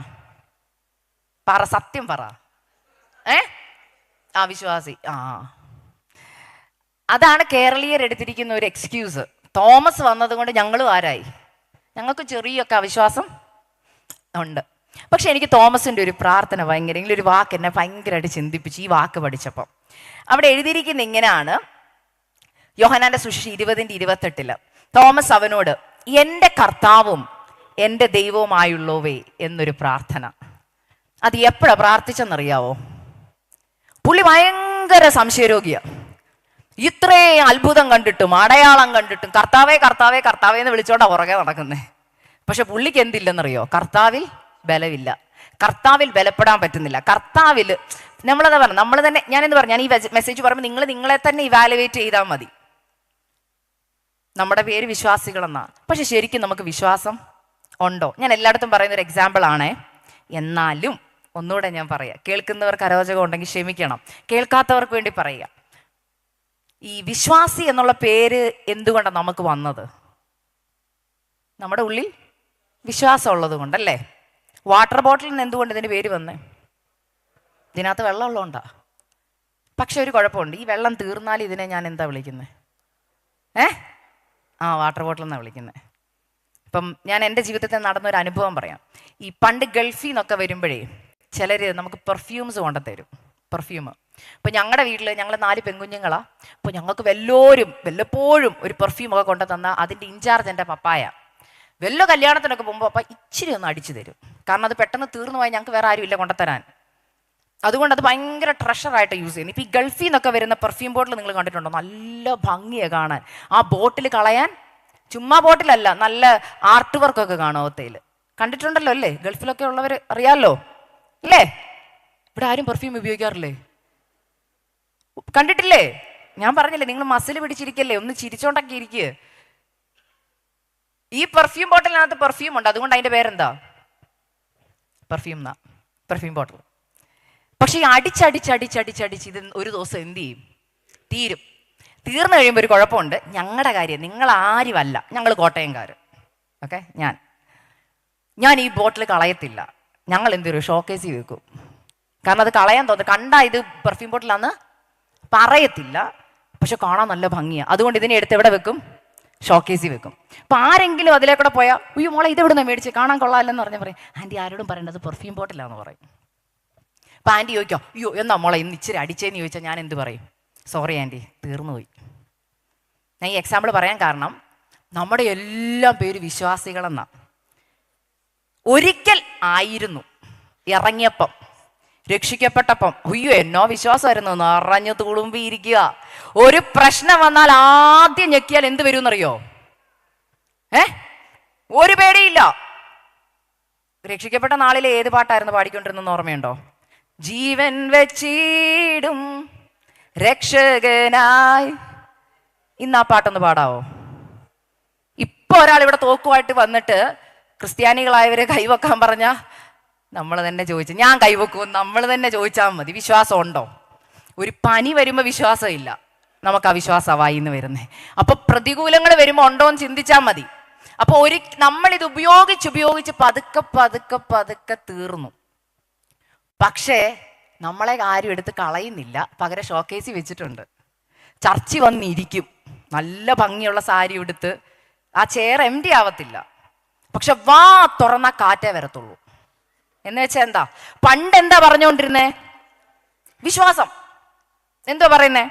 എൻ്റെ കർത്താവ് എന്നെ കൈവിടത്തില്ല സിസ്റ്ററെ, എനിക്ക് ഉറപ്പുണ്ട്. നമ്മുടെ അപ്പച്ചമാരുടെ അമ്മച്ചിമാരുടെ കാലം എടുത്താൽ മതി, ഇല്ലേ? അവരാരെങ്കിലും പിന്തിരിഞ്ഞു പോയോ? പക്ഷെ ഇന്ന് നമ്മൾ പറയുന്ന വാക്കെന്താ? കാറ്റാ വരുന്നേ. കാറ്റ് മാത്രമേ വരത്തുള്ളൂ. കാറ്റിൻ്റെ കൂടെ പിന്നെ കുറച്ച് മണം വല്ലം വന്നാലേ ഉള്ളൂ. ഒരു തരി പെർഫ്യൂം അതിനകത്തൊന്ന് പുറത്ത് വരത്തില്ല. വരും, ഒന്നും കൂടെ നിറയണം. അതിന് എവിടെ പോകണമെന്നറിയോ? നിറയ്ക്കുന്നവന്റെ അടുക്ക ചെല്ലണം. ഈ വചനത്തിന്റെ അവസാനം എഴുതിയിട്ടുണ്ട്, വിശ്വാസം കേൾവിയാൽ വരുന്നെന്ന്. അങ്ങനെ ഉണ്ടെങ്കിൽ എന്ത് ചെയ്യണം? വിശ്വാസം കേൾക്കണം, അനേകരുടെ അനുഭവങ്ങൾ കേൾക്കണം. അല്ലെങ്കിൽ വിശ്വാസ വീരന്മാരെ കുറിച്ച് വായിക്കണം. ആ യേശു ക്രിസ്തു ഇന്നലെയും ഇന്നും എന്നേക്കും അനന്യൻ. പണ്ട് കാലങ്ങളിൽ ചെയ്ത ദൈവം ഇന്നും ജീവിക്കുന്നെന്ന്. ഞാൻ ഈ ഇടയ്ക്ക് ഒരു തിയോളജി പറയുന്നത് കേട്ടു, പണ്ട് നടന്നു ഇനി നടക്കത്തില്ലെന്ന്. പണ്ട് നടന്നു ഇന്ന് നടക്കത്തില്ലെന്ന്. നടക്കും. ഹല്ലേലൂയ. ഇവിടെ തോമസ് പറയുക, എന്റെ കർത്താവും. എനിക്ക് ആ കാര്യത്തിൽ തോമസിനോട് ഭയങ്കര, ഇതുവരെ ഈ വാക്യം വായിക്കുന്നതിന് വരെ തോമസ് എന്ന് പറയുമ്പോൾ തോമസിനെ കുറിച്ച് പ്രസംഗിക്കുന്നതൊന്നും ഞാൻ അധികം കേട്ടിട്ടില്ല. എല്ലാവർക്കും ഇഷ്ടം പത്രോസിനെയും പൗലോസിനെയും ഒക്കെയാണ്. പക്ഷെ ഇത് പറഞ്ഞതിന് ശേഷം എനിക്ക് തോമസിനെ ഭയങ്കര ഇഷ്ടമാണ്. കാരണം തോമസ് ധൈര്യത്തോടെ പറഞ്ഞു, കൈയിട്ട് നോക്കി കർത്താവ് ജീവിച്ചു എന്ന് ഉറപ്പ് വന്നപ്പോൾ പറയാ, ഓ എൻ്റെ കർത്താവും എൻ്റെ ദൈവമായുള്ളവേ. കൺഫഷൻ നടത്തിയപ്പോൾ തോമസിന്റെ മേൽ ഞാൻ വിശ്വസിക്കുന്നു. ആ കർത്താവെ എന്നുള്ള വിളി കേട്ടപ്പം കർത്താവിന് മനസ്സിലായി, ഇതുവരെയുള്ള തോമസ് അല്ല, അവൻ ഉറപ്പ് വന്നു, എനിക്ക് അവനെ പലയിടങ്ങളിൽ അയക്കാൻ പറ്റും. അതുകൊണ്ടാണ് കേരളത്തിലും സുവിശേഷം വന്നത്. ഇന്ന് പകൽക്കാലം കർത്തൃത്വം കർത്താവിന് കൊടുത്താൽ, കർത്താവേ എന്ന് വിളിക്കുമ്പോൾ അതിന്റെ അർത്ഥം മനസ്സിലാക്കി ഇന്ന് തൊട്ട് വിളിച്ചാൽ കർത്താവ് പറയുക, എനിക്ക് ചിലത് നിന്നെ ഏൽപ്പിക്കാനുണ്ട്. നിന്റെ വിശ്വാസ ജീവിതത്തിന്റെ കർത്തൃത്വം നീ എനിക്ക് തരണം. അന്ന് ശരിക്കും തോമസ് യേശുവിനെ ഏൽപ്പിച്ചത് എന്താണെന്നറിയോ? തൻ്റെ സ്പിരിച്വൽ ലൈഫിന്റെ കർത്തൃത്വം, ആത്മീക ജീവിതത്തിന്റെ കർത്തൃത്വം. കർത്താവ്, എനിക്ക് ഇച്ചിരി അവിശ്വാസമൊക്കെ ഉണ്ട്, ഞാൻ തൊട്ടാലൊക്കെ വിശ്വസിക്കത്തുള്ളൂ. പക്ഷെ അങ്ങനെ കർത്താവ്, അതിന്റെ അർത്ഥം എന്നാ? ഇന്ന് ഞാൻ ആ ഏരിയയുടെ കർത്തൃത്വം ആർക്ക് തരുവാ? ഇന്നത്തെ ആദ്യത്തെ ദൂത്, നിന്റെ ആത്മീക ജീവിതത്തിന്റെ കർത്തൃത്വം കർത്താവിന് കൊടുക്കണം. കർത്താവേ, എനിക്ക് അവിശ്വാസം ഉണ്ട് കർത്താവേ. എനിക്ക് എപ്പോഴും വചനമൊക്കെ കേൾക്കുമ്പോൾ ഭയങ്കര സന്തോഷമാണ്. പക്ഷെ ഈ ചർച്ച വിട്ട് പുറത്തോട്ട് ഇറങ്ങുമ്പോൾ എന്തുവാ? ഡൗട്ടാ. പക്ഷെ ഇന്ന് ആ കർത്തൃത്വം ഞാൻ ആർക്ക് കൊടുക്കുക? കർത്താവിന് തരിക. കർത്താവ് ആ സ്ഥാനം ഒന്ന് ഏറ്റെടുക്കാമോ? ആ ഏരിയയുടെ അതോറിറ്റി ഞാൻ അങ്ങേ കേൾപ്പിക്കുകയാ. എൻ്റെ ആത്മീക ജീവിതത്തിന്റെ കർത്തൃത്വത്തെ അപ്പന് തരികയാ.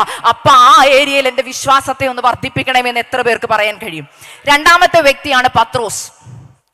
പത്രോസ് എവിടാ കർത്താവേ എന്ന് പറയുന്നതെന്ന് പറഞ്ഞ് എനിക്ക് ഭയങ്കര ഇഷ്ടമുള്ളൊരു അധ്യായമാണ് മത്തായി 14:30. ഈ ഭാഗം ഞാൻ പെട്ടെന്നൊന്ന് പറയാം. ഞാൻ പറയുന്നതിനോട് എത്ര പേര് യോജിക്കുമെന്ന് എനിക്കറിയത്തില്ല. പക്ഷേ ഞാൻ ഈ വചനം പഠിച്ചപ്പം ഞാൻ പലരോടും പറയും, യേശു സ്നാനപ്പെടുത്തിയിട്ടില്ലെന്ന് വചനം പറയുന്നുണ്ടെങ്കിലും ഞാൻ വിശ്വാസത്താ പറയുന്ന ആത്മീകമായെങ്കിലും കർത്താവ് ശരിക്കും സ്നാനപ്പെടുത്തിയ ഏക ശിഷ്യൻ എനിക്ക് തോന്നുന്നു പത്രോസാണ്. നിങ്ങൾ എന്നോട് എവിടെ യേശു പത്രോസിനെ സ്നാനപ്പെടുത്തിയത്? മത്തായി 14. രക്ഷേ സ്നാനമല്ല ഒരു ദിവസം നടന്ന ദിവസമായിരുന്നത്. കാരണം അവിടെ ഒരു വാക്യമുണ്ട്. നിങ്ങൾക്ക് ഞാൻ അതിന്റെ ഭാഗം ഒന്ന് പറഞ്ഞു, നിങ്ങൾക്കൊക്കെ അറിയാമല്ലോ. കടലിൽ കൂടെ അവർ യാത്ര തിരിക്കുമ്പോൾ തിരമാലകളൊക്കെ അടിക്കുമ്പോൾ ശിഷ്യന്മാരെല്ലാം ഭയപ്പെടുക. അപ്പൊ പത്രോസ് നോക്കിയപ്പോൾ യേശു നടന്നു വരിക. പത്രോസ് ഇല്ലല്ലേ നമ്മളെ പോലെ എടുത്തിയാട്ടക്കാരാ. ഇപ്പൊ ഒരു ഓട്ടർകോൾ കൊടുത്താൽ നിങ്ങളെല്ലാം കർത്താവിന്റെ വേലയ്ക്ക് വേണ്ടി സമർപ്പിക്കും അല്ലേ? പക്ഷെ ചെയ്യുവോ? ഇല്ലേ? അങ്ങനെ പത്രോസിനും ഇഷ്ടമാണ്. ചാടിക്കേറി, കർത്താവേ ഞാൻ നടക്കാം. അവിടെ പറയുന്നൊരു കാര്യമുണ്ട്, നടന്നപ്പോൾ ഭയങ്കര ധൈര്യത്തോടെ നടന്നു. പക്ഷെ പ്രതികൂലം വന്നപ്പോൾ നമ്മളെ പോലാണേ, നമ്മൾക്കൊക്കെ റിലേറ്റ് ചെയ്യാൻ പറ്റും. പറയുന്ന വാക്ക് എന്നാണെന്നറിയോ? കർത്താവേ നീ ആകുന്നുവെങ്കിൽ. ആ വാക്യം നിങ്ങൾ ശ്രദ്ധിച്ചോ? എന്ന് വെച്ചാൽ ഞാൻ ഡെഫിനിഷൻ സഹിതം പറയാം. എൻ്റെ ജീവിതത്തിന്റെ കർത്തൃത്വം നടത്തുന്നത് അങ്ങാണെങ്കിൽ ഞാൻ വരാമെന്ന്. അപ്പൊ കർത്താവ് ചോദിക്കുക, അപ്പൊ വെറുതെ വിളിക്കുവല്ലേ കർത്താവേ കർത്താവേ എന്ന്. ഞാൻ പറഞ്ഞ വാക്യത്തിന്റെ അർത്ഥം ഡെഫിനിഷൻ മനസ്സിലാവുന്നുണ്ടോ? നമ്മളും അങ്ങനല്ലേ? കർത്താവേ അങ്ങ് പറഞ്ഞിട്ടാണെങ്കിൽ, കർത്താവേ ഇത് അങ്ങയുടെ ആലോചനയാണെങ്കിൽ ഒരുറപ്പില്ല. ഇവിടെ പത്രോസ് പറയാ, കർത്താവേ നീ ആകുന്നുവെങ്കിൽ ഞാൻ ഇറങ്ങാം. ഒന്നുകൂടെ ഞാൻ പറയട്ടെ, കർത്താവേ എന്ന് വെച്ചാൽ എൻ്റെ ജീവിതത്തിന്റെ കർത്തൃത്വം നടത്തുന്നവനെ അങ്ങാണെങ്കിൽ. അപ്പൊ പുള്ളിക്ക് എന്തില്ല? ഉറപ്പില്ല. അപ്പം യേശു ഒരു കാര്യം തീരുമാനിച്ചു, ഇന്ന് നിന്റെ രക്ഷ എന്ത് ചെയ്തിട്ടില്ല, കംപ്ലീറ്റ് ആയിട്ടില്ല. ഒരു കാര്യം ചെയ്യും, നമുക്ക് നന്നായിട്ടൊന്ന് രക്ഷിക്കപ്പെടാം. നീ വാഗോണ്ട് ഏറ്റു പറഞ്ഞത് അങ്ങോട്ട് ശരിയായില്ല, ഉറപ്പില്ലാതെ ഏറ്റു പറഞ്ഞു. ഒരു കാര്യം, ഇന്ന് നമുക്ക് ശരിക്കും ഒന്ന്, ഇന്ന് ചിലർ ഇതിനകത്ത് മാനസാന്തരപ്പെടും കേട്ടോ. കർത്തൃത്വം യഥാർത്ഥമായിട്ട് കൊടുത്തിട്ടേ ഈ റൂം വിട്ടു പോവാവുള്ളൂ. പത്രോസിനെ പോലെ നമ്മൾ ഇന്ന് ഇവിടെ ഇരിക്കുന്നത്. എന്നാൽ ഇറങ്ങുമ്പോൾ പത്രോസിന്റെ ജീവിതത്തിൽ വന്ന മാറ്റം കൂടെ വരണം. അവിടെ പറയാ, കർത്താവെ നീ ആകുന്നുവെങ്കിൽ. കർത്താവ് പറഞ്ഞൊരു കാര്യം ചെയ്യ്, ഞാൻ കർത്താവാണോന്ന് നിനക്ക് ഈ ആംഗിളിൽ കണ്ടിട്ട് മനസ്സിലാവുന്നില്ലെങ്കിൽ ഞാനാണ് നിന്റെ ജീവിതത്തിന്റെ കർത്തൃത്വം നടത്തുന്നവനെന്ന് നിനക്ക് നേരെ നോക്കിയിട്ട് എന്ത് ചെയ്യുന്നില്ല, മനസ്സിലാവുന്നില്ല. ഒരു കാര്യം ചെയ്യും, ഒന്ന് താന്ന് നോക്കാൻ പറഞ്ഞു. നമ്മളും അങ്ങനെ കർത്തൃത്വം മനസ്സിലാക്കാത്തവരെ ദൈവം ജീവിതത്തിൽ അങ്ങ് ഒത്തിരി അങ്ങ് താഴ്ത്തി കഴിയുമ്പോൾ നമുക്കൊരു പോയിന്റ് ഓഫ് വ്യൂ ഉണ്ട്. ഇനി നമുക്ക് പത്രോസിന്റെ കൂടെ ഒന്ന് മുങ്ങാം. വെള്ളത്തിൽ മുങ്ങിയിട്ട് മേളിലോട്ട് നോക്കി എത്ര പേരുണ്ട് ഇതിനകത്ത്? നമ്മുടെയൊക്കെ കൂട്ടത്തിൽ എവിടെയെങ്കിലുമൊക്കെ പോയി വെള്ളത്തിലൊന്ന് മുങ്ങിയിട്ട് മേളിലോട്ട് നോക്കിയിട്ടില്ലേ? പത്രോസ് അന്ന് ശരിക്കും സ്നാനപ്പെടുക. പത്രോസ് വെള്ളത്തിൽ മുങ്ങിയിട്ട് കർത്താവേ നീ ആകുന്നുവെങ്കിൽ എന്ന് പറഞ്ഞ മുങ്ങിയിട്ട് വെള്ളത്തിന്റെ മുകളിലോട്ടൊന്ന് നോക്കിയപ്പോൾ പത്രോസിനൊരു കാര്യം മനസ്സിലായി, ഇത് ശരിക്കും കർത്താവാണ്. കാരണം കർത്താവിന്റെ കാൽപാദം അപ്പോഴും വെള്ളത്തിന്റെ മുകളിലാണ്. എന്ന് വെച്ചാൽ നിന്റെ പ്രതികൂലത്തിന്റെ അതോറിറ്റി അപ്പോഴും കർത്താവിന്റെ കയ്യിലാന്നാ പറഞ്ഞതിന്റെ അർത്ഥം. നമ്മൾ ഓർക്കുന്ന നമ്മൾ മുങ്ങിപ്പോകുന്നെന്നാ. ഈ പ്രതികൂലത്തിൽ ഞാൻ തീർന്നു പോയെന്ന് പറയുമ്പോഴും കർത്താവ് അടുത്ത് നിന്ന് പറയാം, മോളെ ഇല്ല, I am the one, hallelujah, എനിക്കാണ് അതോറിറ്റി. ഇന്നും ഞാൻ നിന്റെ പ്രശ്നത്തിന്റെ മുകളിൽ നിൽക്കുക. നിന്റെ വീക്ഷണത്തിൽ കൂടെ നീ ഇപ്പൊ നോക്കുമ്പോ നീ ഓർക്കുന്ന നീ താന്നു പോന്ന, പക്ഷെ നോക്കിക്കേ, ഞാൻ ഇന്നും അതിന്റെ മുകളിൽ അധികാരത്തോടെ നിൽപ്പുണ്ട്. അപ്പോൾ പത്രോസ് വിളിക്കുന്ന ഒരു വാക്യമുണ്ട്, അതൊന്ന് വായിക്കാമോ? അവിടെ എങ്ങനെ എഴുതിയിരിക്കുന്നേ? അവൻ കാറ്റ് കണ്ട് പേടിച്ച് മുങ്ങി തുടങ്ങുകയാൽ കർത്താവേ എന്നെ രക്ഷിക്കണമേ എന്ന് നിലവിളിച്ചു. മതി, ആദ്യം പറഞ്ഞത് എന്നാ? കർത്താവേ നീ ആകുന്നുവെങ്കിൽ. എന്ന് വെച്ചാൽ കർത്തൃത്വം നടത്തുന്നത് അങ്ങാണെങ്കിൽ ഉറപ്പൊന്നുമില്ല. പക്ഷെ വെള്ളത്തിൽ മുങ്ങി വെള്ളമെല്ലാം വായിക്കത്തോട്ട് പോകാൻ തുടങ്ങിയ പുള്ളിക്ക് മനസ്സിലായി ഇത് തന്നെയാ കർത്താവ്. ഉടനെ അവിടെ കിടന്ന് പറയുന്ന ഒരു പ്രാർത്ഥന എന്നാ? കർത്താവേ എൻ്റെ ജീവിതത്തിന്റെ കർത്തൃത്വം, ജീവന്റെ കർത്തൃത്വം എല്ലാം ഞാൻ ഇപ്പൊ തരുവാ. അവിടെ അടുത്ത വാക്യം എനിക്ക് അതിനേക്കാൾ ഇഷ്ടം. ഉടനെ യേശു കൈനീട്ടിയെടുത്തു. ഇന്ന് ചിലർക്ക് ഉടനെ ചില വിടുതൽ വേണം. ഈ മീറ്റിംഗ് കഴിയുമ്പോൾ ചില റിസൾട്ട് വേണം. അങ്ങനെ വന്നവർ ഇതിനകത്തുണ്ട്. കർത്താവെ എനിക്ക് ഉടനെ മറുപടി കിട്ടിയേ പറ്റത്തുള്ളൂ, ഇല്ലെങ്കിൽ ഞാൻ വെള്ളം മുഴുവൻ കുടിച്ച് ഈ കടലിനകത്ത് മുങ്ങിത്തുടങ്ങുമെന്ന് പറഞ്ഞ് ചിലരോട് കർത്താവ് പറയുക, എന്നെ വിളിക്കേണ്ടത് കർത്താവെ നീ ആകുന്നുവെങ്കിൽ നല്ല, കർത്താവെ നിനക്ക് കഴിയുമെങ്കിൽ നല്ല. ഇന്ന് നിന്റെ ജീവിതത്തിന്റെ കർത്തൃത്വം കർത്താവിന് കൊടുത്തിട്ട് പറയണം, എന്റെ കർത്തൃത്വം നടത്തുന്നവരെ എന്നെ രക്ഷിക്കണമേ എന്ന് വിളിക്കണം. ആകുന്നുവെങ്കിൽ എന്നുള്ളൊരു വാക്ക് ഇനി ഒരിക്കലും പറയരുത്. കഴിയുമെങ്കിൽ എന്നുള്ള വാക്ക് പറയരുത്. പകരം അത് പറയണമെങ്കിൽ അതിന്റെ മുമ്പിൽ കർത്താവ് എന്നുള്ള വാക്ക് ചേർക്കരുത്. കർത്താവെന്ന് ചേർത്തിട്ട് കഴിയുമെങ്കിൽ എന്ന് പറയുന്നതും തമ്മിൽ എന്ത് ചെയ്യത്തില്ല, അതങ്ങോട്ട് ചേരുന്നില്ല. മനസ്സിലായോ? എൻ്റെ രണ്ടാമത്തെ കുഞ്ഞ് 5 വയസ്സുണ്ട്. അവന് ആൺകുഞ്ഞ്. അപ്പൊ അവനിങ്ങനെ ആൺപിള്ളേർക്ക് ഒരു പ്രത്യേകത, അവരുടെ വിചാരം അവർക്ക് എല്ലാ അപ്പന്മാർ ചെയ്യുന്ന പോലെ ചെയ്യാവുന്നൊരു വിചാരമുണ്ട്. അപ്പം ഞാൻ ചില സമയത്ത് അടുക്കളയിലൊക്കെ പാത്രങ്ങളൊക്കെ പെട്ടെന്ന്, നിങ്ങളൊക്കെ ചെയ്യുന്നതായിരിക്കുമല്ലോ, കുപ്പിയൊക്കെ തുറക്കാൻ പറ്റാതെ വരുമ്പം ഞാൻ പെട്ടെന്ന് അച്ഛനെ വിളിക്കും, അച്ഛൻ ഒന്ന് തുറന്നു തരാൻ പറയും. ഇപ്പോൾ ഒരു ദിവസം എൻ്റെ ഹസ്ബൻഡ് മാറി നിൽക്കിയപ്പം കുഞ്ഞ് അവിടെ നിൽപ്പുണ്ട്. അപ്പം ഞാൻ ഇങ്ങനെ കഷ്ടപ്പെടുന്നുണ്ട്. അപ്പം മമ്മി ഞാൻ ചെയ്യും ഇങ്ങോട്ട് തരാൻ. അപ്പം പറിച്ചിട്ട് കേട്ടപ്പോൾ ഞാൻ ഓർത്തൊന്ന് ട്രൈ ചെയ്തൊക്കെ ഓർത്ത് കൊടുക്കുക. അപ്പം കുറേ നേരമായി പുള്ളി കിടന്ന് പരിശ്രമിച്ചിട്ടൊന്നും തുറക്കാൻ പറ്റുന്നില്ല. പക്ഷെ പുള്ളിയുടെ വിചാരം എന്നാ, പുള്ളിയെ കൊണ്ട് പറ്റും. 5 വയസ്സുകാരനാണ്, പക്ഷെ ഭയങ്കര ഉറപ്പാ. കുറച്ച് കഴിഞ്ഞപ്പോഴത്തേന് അവൻ എന്നെ നോക്കി, ഞാൻ കാണുന്നില്ലെന്ന് കണ്ടു. അപ്പം പതുക്കെ പോയി അപ്പൻ്റെ അടുക്ക ചെന്നിട്ട് പപ്പ തുറക്കാൻ പറഞ്ഞു. ഞാനിത് കണ്ടു. തുറന്നു കഴിഞ്ഞിട്ട് പുള്ളി ഉണ്ടല്ലോ, ഒരു ഗമയിലൊരു വരവുണ്ട് എൻ്റെ അടുക്കിലോട്ട്, ഇതാ തുറന്നു എന്നുള്ളൊരു വരവ്. അപ്പം ഞാൻ ആളെ ഇതൊന്നും ആക്കാൻ പോയില്ല. സങ്കടമുണ്ട് അല്ലേ? നമുക്ക് നമ്മുടെ കുഞ്ഞുങ്ങളുടെ മുഖത്തെ ഒരു അഭിമാനം കാണുമ്പോൾ സന്തോഷമല്ലേ? ഞാനൊന്നും പറഞ്ഞില്ല. ഞാൻ പറഞ്ഞു വെരി ഗുഡ്, ഭയങ്കര സ്ട്രോങ് ആണല്ലോ. എന്നിട്ട് ആളി എന്ന് എല്ലാവരോടും പറയുക, ഞാൻ മമ്മിക്ക് വേണ്ടി ബോട്ടിൽ തുറന്നെന്ന്. ശരിക്കും ആരാ തുറന്നേ? അപ്പനാ.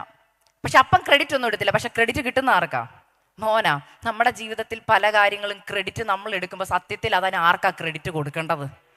ഇന്ന് ഇവിടെ ഇരിക്കുന്നതിന്റെ ക്രെഡിറ്റ് ആർക്കാ കൊടുക്കേണ്ടത്? ഹല്ലേലൂയ. പലപ്പോഴും നമുക്ക് കഴിയാൻ പറ്റാത്ത സാഹചര്യങ്ങൾ വന്നപ്പോൾ കർത്താവല്ലേ ചില ഊരാക്കുടുക്കുകളിൽ നിന്ന് നിങ്ങളെ പുറത്തു കൊണ്ടുവന്നത്, തലമുറയെ കൊണ്ടുവന്നത്, രോഗാവസ്ഥയിൽ നിന്ന് പുറത്തു കൊണ്ടുവന്നത്. പക്ഷെ ക്രെഡിറ്റ് പലപ്പോഴും നമ്മളല്ലേ എടുക്കുന്നത്. എന്നാൽ ഇന്ന് പരിശുദ്ധാത്മാവ് പറയുക, കർത്തൃത്വം നീ കർത്താവിന് കൊടുത്താൽ നിന്റെ ജീവിതത്തിന്റെ ഏതു മേഖലയിലും കർത്താവിന് നിങ്ങൾക്ക് വേണ്ടി വഴി തുറക്കാൻ കഴിയും. ഹല്ലേലൂയ. ഇവിടെ പത്രോസ് പറയാ, കർത്താവേ എന്നെ രക്ഷിക്കണേ.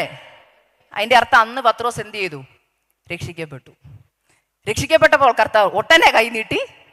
അപ്പൊ പിന്നെ റോള് മാറി, രക്ഷിതാവായി. ഇല്ലേ? കർത്താവേന്ന് വിളിച്ചു കഴിഞ്ഞപ്പോൾ യേശു ആരായി മാറി? പിന്നെ രക്ഷിതാവായി. വെള്ളത്തിൽ നിന്ന് പൊക്കിയെടുത്തു ഇല്ലേ? ഇന്ന് പലപ്പോഴും വെള്ളത്തിൽ കിടക്കുന്നതിൻ്റെ കാരണം പ്രാർത്ഥനയുടെ വാചകം ഇന്ന് തൊട്ട് മാറ്റണം. പലപ്പോഴും നമ്മുടെ പ്രാർത്ഥന നമ്മൾ തന്നെ റെക്കോർഡ് ചെയ്തിരുന്നൊന്ന് കേൾക്കണം. ഞാനത് ചെയ്തിട്ടുണ്ട് കേട്ടോ. നമ്മുടെ പ്രാർത്ഥന നമ്മൾ റെക്കോർഡ് ചെയ്തിട്ടിരുന്നു ഒന്ന് കേൾക്കണം. നമ്മൾ ആ കുറച്ച് നേരം ഒന്ന് ദൈവത്തിൻ്റെ സന്നിധിയിൽ, കർത്താവ് എൻ്റെ പ്രാർത്ഥന ദൈവസന്നിധിയിൽ എങ്ങനെ എത്തും എന്ന് കേട്ടാൽ, ആ പ്രാർത്ഥനയിൽ എത്ര വട്ടം കർത്താവെ കർത്താവെ എന്ന് വിളിക്കുന്നുമുണ്ട്, എത്ര വട്ടം നമ്മൾ പറയുന്ന അവിശ്വാസം അതിനകത്തുണ്ടെന്ന് ഓർക്കണം. പിന്നെ ഇന്ന് ദൈവദാസൻ പറഞ്ഞതുപോലെ പരിശുദ്ധാത്മാവ് നമ്മുടെ ബലഹീനതയിൽ തുണ നിൽക്കുന്നുണ്ട്. എനിക്ക് തോന്നുന്നു എഡിറ്റൊക്കെ ചെയ്ത് ഇല്ലേ? സത്യസന്ധമായിട്ട് പറ, പരിശുദ്ധാത്മാവിൻ്റെ ഏറ്റവും വലിയ ജോലി എഡിറ്റിങ്ങാ. നമ്മുടെ എല്ലാ പ്രാർത്ഥനയും അതുപോലെ സ്വർഗത്തിൽ ചെന്നിരുന്നെങ്കിൽ. ചിലർ പറയും, സിസ്റ്റർ ഞാൻ പ്രാർത്ഥിച്ചിട്ടൊന്നും ഒരു മറുപടി ഇല്ല. ഞാൻ ചോദിച്ചു, എല്ലാ പ്രാർത്ഥനയ്ക്കും നിങ്ങൾക്ക് മറുപടി വേണോ? ഒറ്റ ക്വസ്റ്റ്യൻ ഇവിടെ ഇരിക്കുന്ന എല്ലാവരോടും ചോദിക്കട്ടെ, നിങ്ങളുടെ എല്ലാ പ്രാർത്ഥനയ്ക്കും കർത്താവ് അപ്പാപ്പ മറുപടി തരണമെന്ന് പ്രാർത്ഥിക്കുന്ന എത്ര പേരുണ്ട്? അയ്യോ, നല്ല കാര്യം.